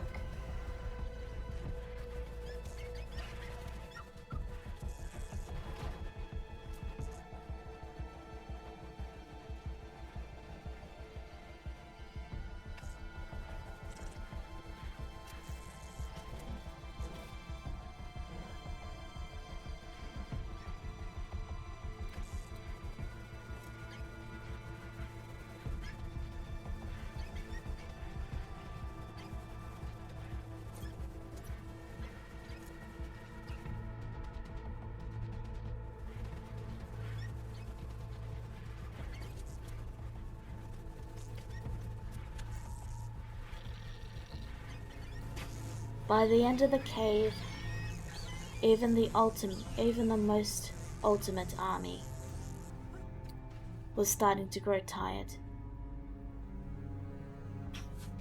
While most of them still had plenty of health, there had been some unfortunate deaths, just from the more hot-headed Argies who really like to take lava baths.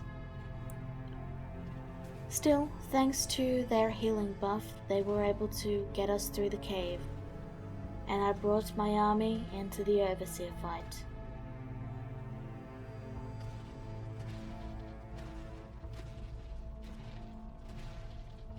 At first, things were going great.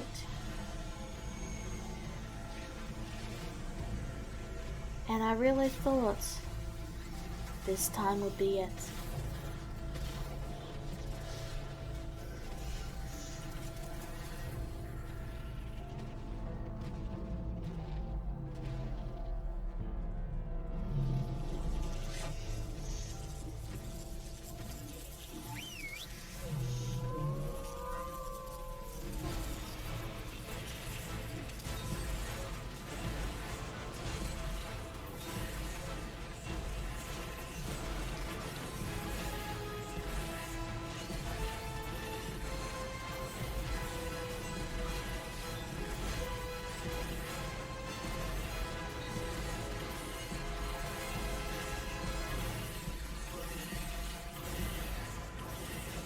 We were actually able to do damage to the Overseer. And we fought against it. At this point, I still wasn't aware. The first to go was the direwolves, followed shortly by the baryonyx,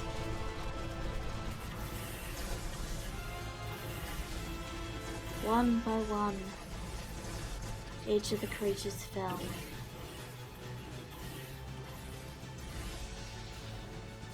I tried to keep my Rex out of the fire,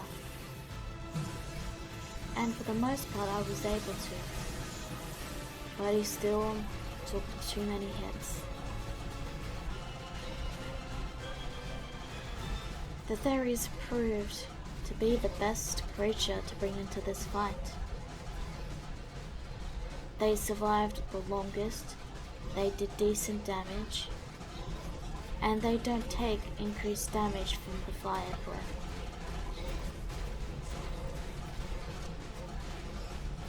But even they could only do so much in so little numbers. I had only brought in 10 Therizino, simply because that's all I really had.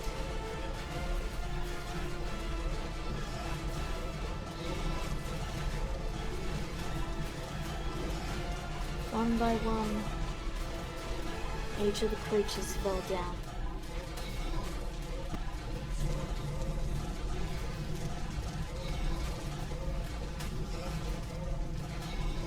I didn't have enough veggie cakes.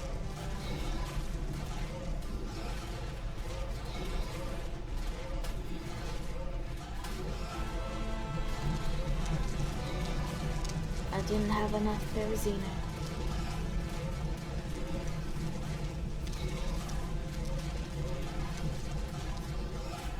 I didn't have my Yuti.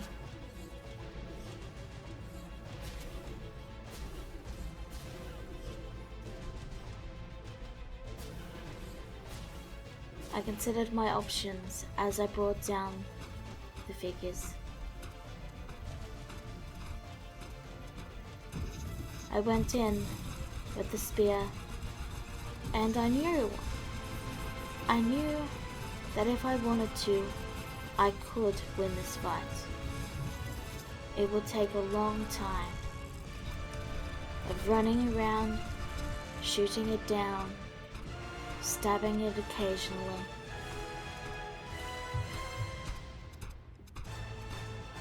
But that's been done before. The Overseer has been beat on foot, and it would have taken hours. I had already wasted 2 hours getting to this point. It was 2 AM. I considered just killing it with admin mode, but I decided not to. And then I killed myself after getting all my gear out.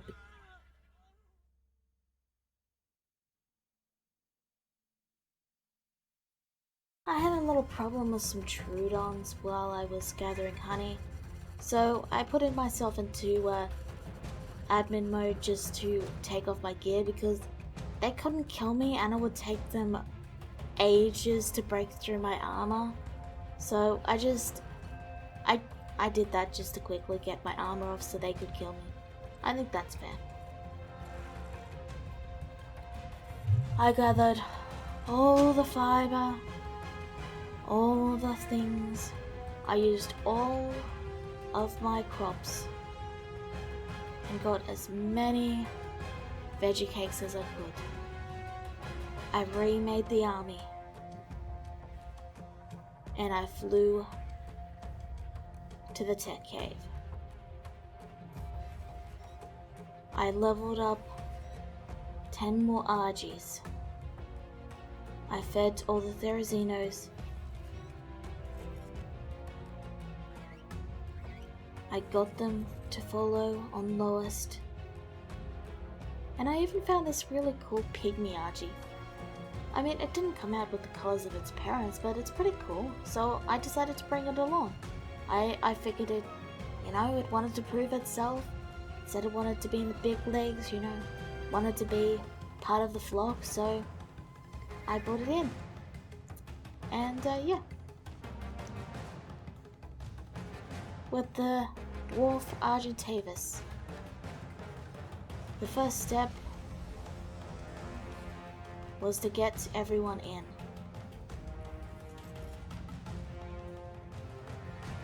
So that's what I did.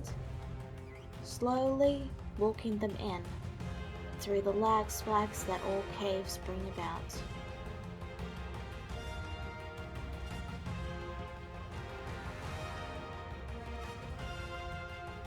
Of course, they naturally got stuck, as with all things, and apparently there was some stone there. Why would they put stone in the middle at the start of the Tek Cave? It's so dumb. But yeah, I managed to clear out the little issue, and after the little roadblock was fixed up, things, yeah.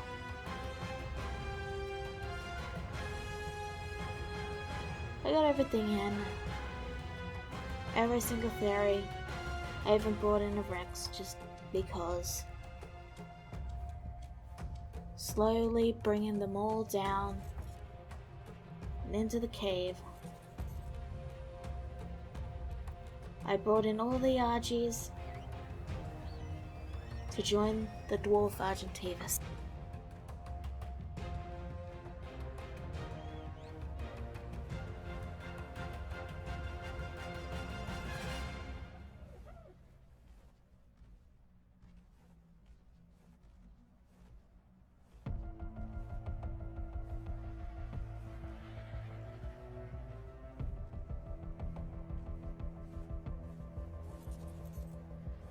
I'm going to once again speak on the best way to corral your Argies.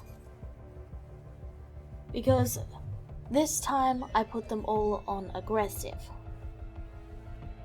Because I wanted to see what could be done.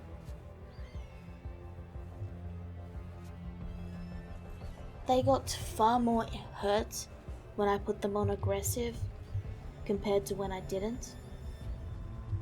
So yeah, attack my target is the best way to go, even if you gotta be careful.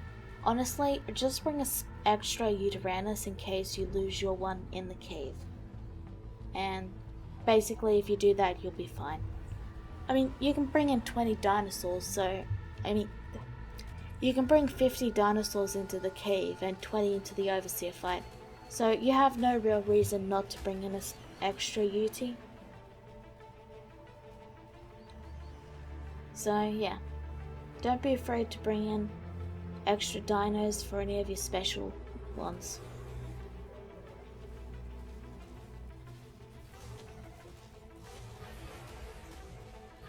By putting them on to attack my target, you can basically direct them to attack one specific target and it keeps them focused. For example, right here I'm dealing with this aloe, but because they're on, I think they were on aggressive at this point, I'm not sure.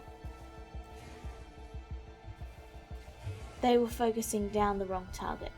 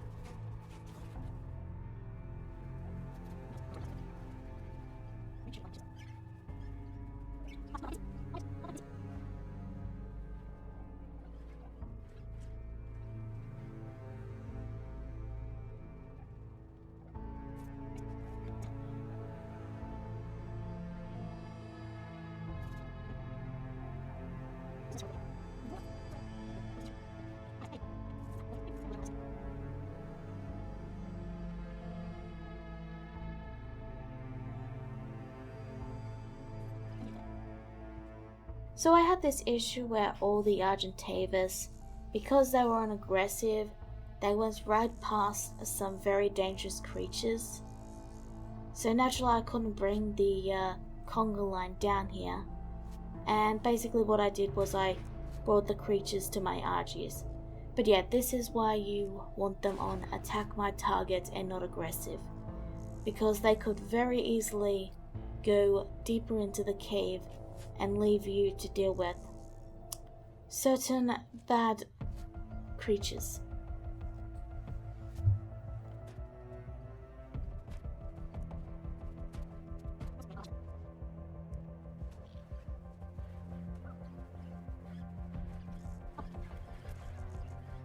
Now, this is something that was an odd issue with the Argentavis. They would basically keep landing, and I think what's happening here is because you're not supposed to have flyers. Well, you're not really going to bring flyers in here normally because you can't ride on them.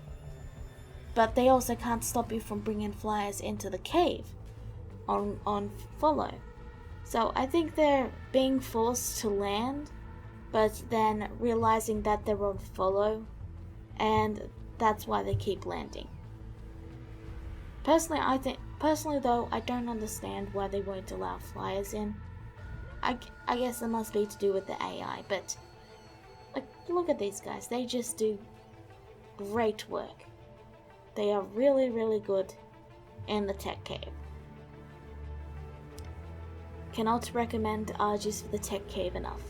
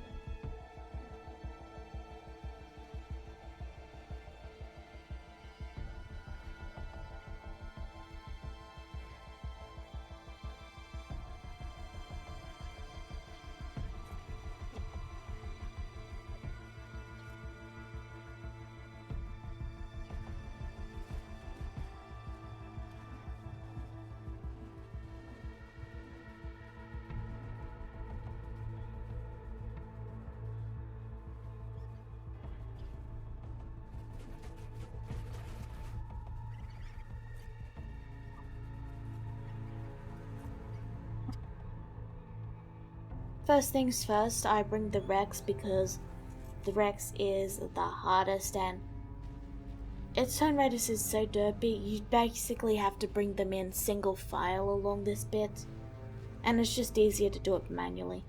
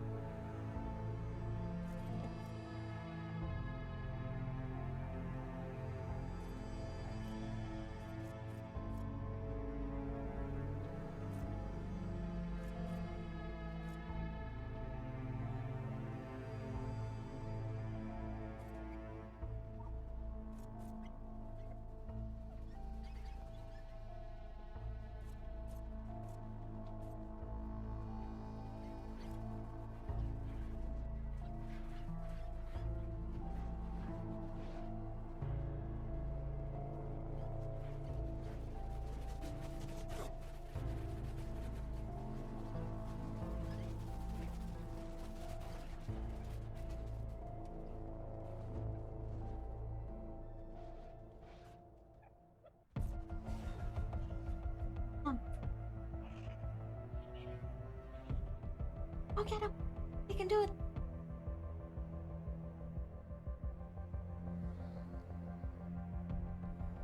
He's doing it! Oh, he's doing it! Yeah! And make sure you're unfollowed.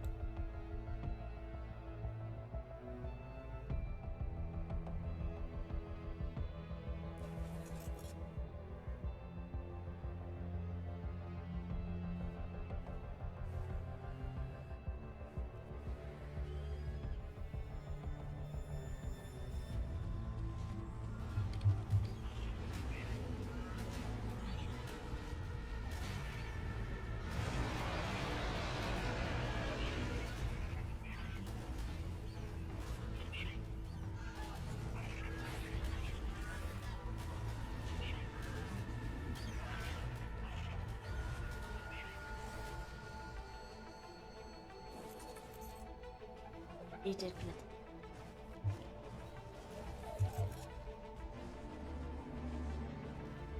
The dwarf Argentavus proved their worth. They were victorious against their enemy.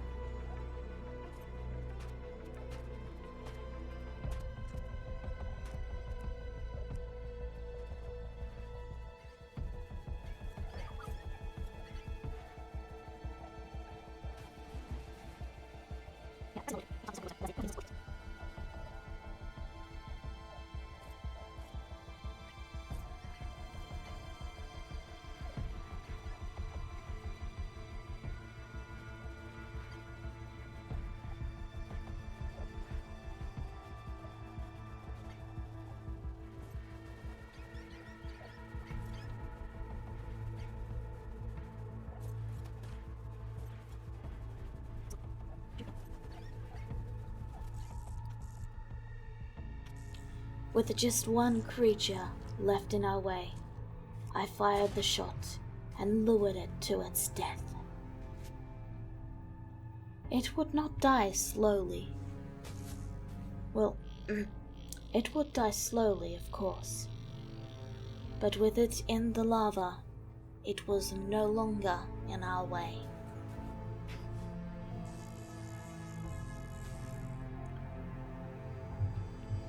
I confirmed it could not get out.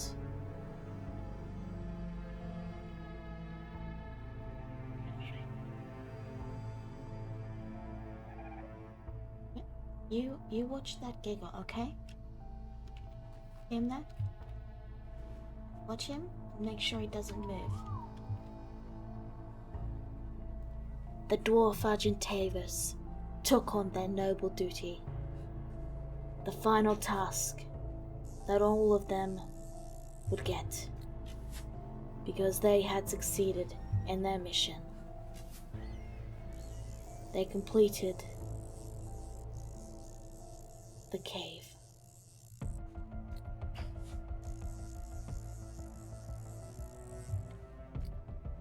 Can we rest now? Yes, we can rest now. Now this move is the dangerous part, because you gotta be very careful that they don't fall into the lava. However, as long as you're very cautious, they will normally fall maybe close to the lava, but they won't fall exactly in. You just gotta be very careful about it. Now if I was smart here, I would have gathered that meat for my Yuty, because my Yuty was low on meats, but it was fine.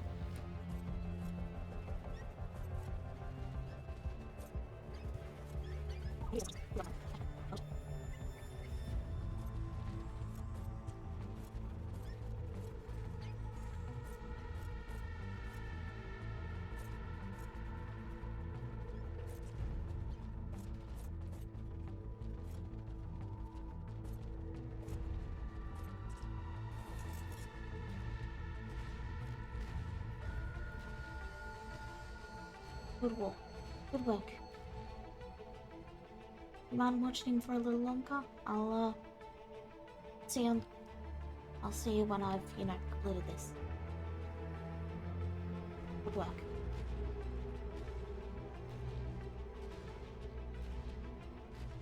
With the army ready and nothing further in our way, the dwarf Argentavis stood guard.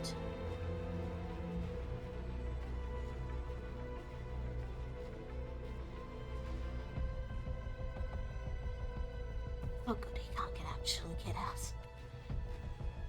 I was going to have to shoot someone blind. The dwarf Arge watched over as his brethren took their well-deserved rest. He watched as Joan brought all the dinosaurs into the cave.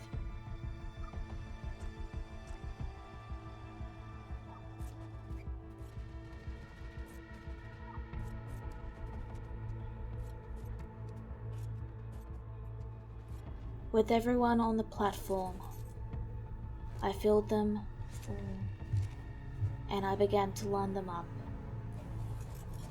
giving them all their veggie cakes. I hadn't had enough for very many, just 29. It was all I could afford, considering I had to feed 20 of them. Would the Therazinos prove to be the most effective against the Overseer? Would I finally defeat this fight solo without going on foot? Because that's what this was all about, really. Could I defeat the Overseer on foot? Yes. It would just take a long, long time. But this isn't about if I can.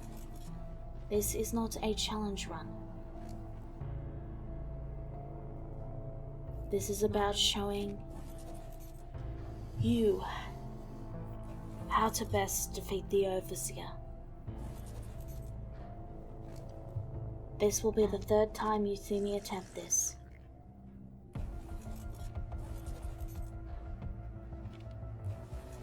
This will be the third time I go through this fight. Well then. And I knew that if this didn't work, that this would be it. All this recording would be taken away. All of this hard work would vanish.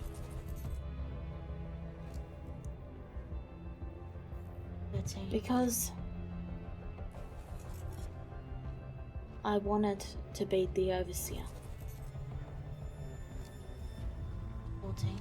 But I was at my last wit. If the Therazinos could not beat the Overseer, then I was simply convinced there was no way to do it solo without being on foot. That was what I believed. If this didn't work. But you all might have noticed something. 17. You're seeing this video. 18. You are watching 19. me slowly put in all the veggie cakes for all the Therazinos. Right. You can have some And extra preparing magic. And you can have for some the extra fight magic. ahead. Oh, I did have some more. That's right. I have something to show you all. Because I have found You got food? the way to defeat It is the a Overseer. Solo, with tames, without losing any tames to the Tek Cave. Okay.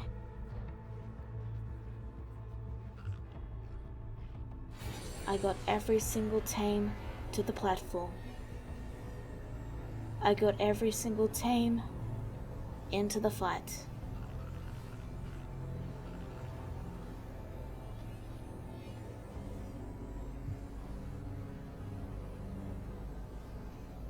And it's time for you to see the results Oh. of my hard work. Oh. Maybe I can use it for the actual bit.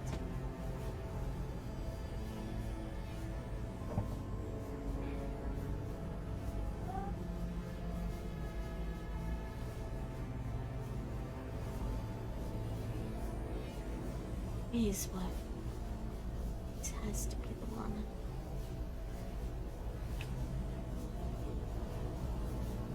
Please.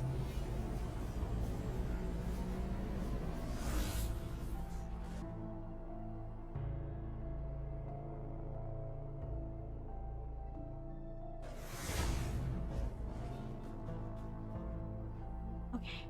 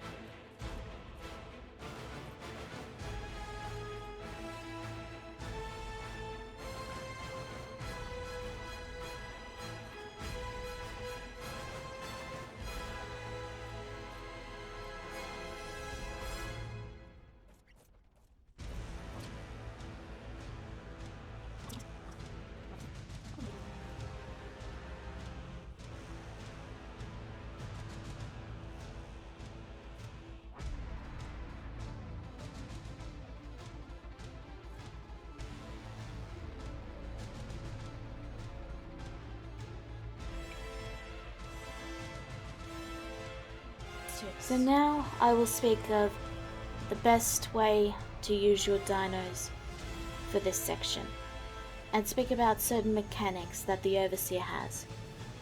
You will notice that I'm circling them around a bit just to get them all and around the place. Now currently they are on attack my target, and I have tried other things, like I've tried neutral, I tried aggressive too, and I found that attack my target is the best, and there's a reason for this. During the fight, the damage phase lasts longer, like the summoning phase lasts longer if you have killed more of the little bots, and having them on attack my target means you can easily redivert them back to the bots, which allows you to quickly get rid of them so that it will then summon more bots faster. Now, the reason you want this phase to last longer is so that they have more time to get to the boss during the summoning phase. Because if they have more time to get to it, then they can get in more damage during the bits where it's vulnerable, essentially. Because while the boss is summoning creatures, they are all ready and set to attack. And that's really all there is to this fight. Have them on attack my target, attack the Overseer, keep your Yuty on passive so it doesn't run off, and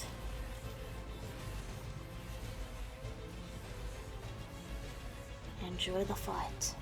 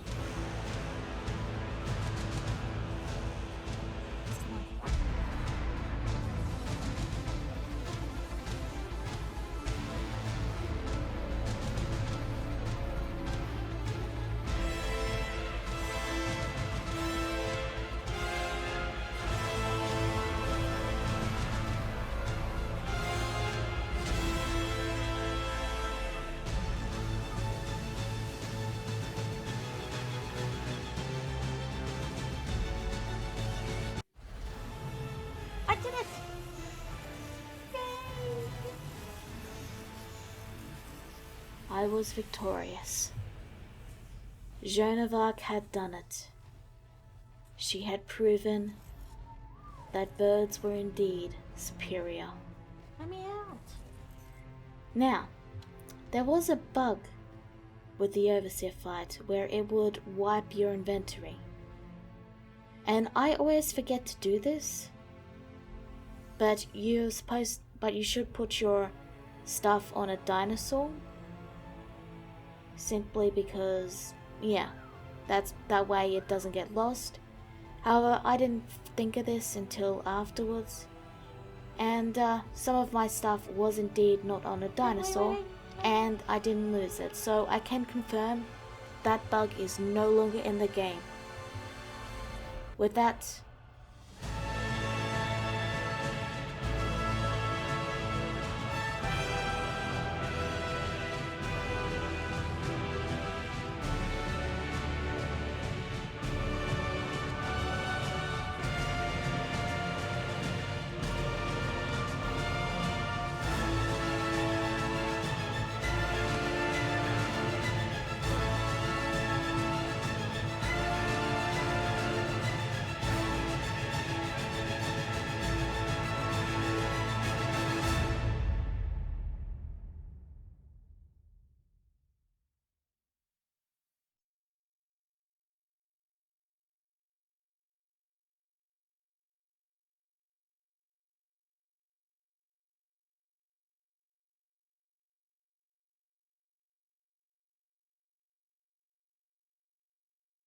I honestly wasn't expecting to finish it.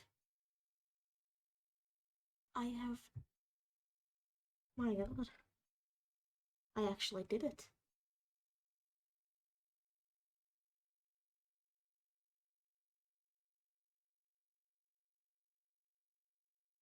I don't even know where to go from here.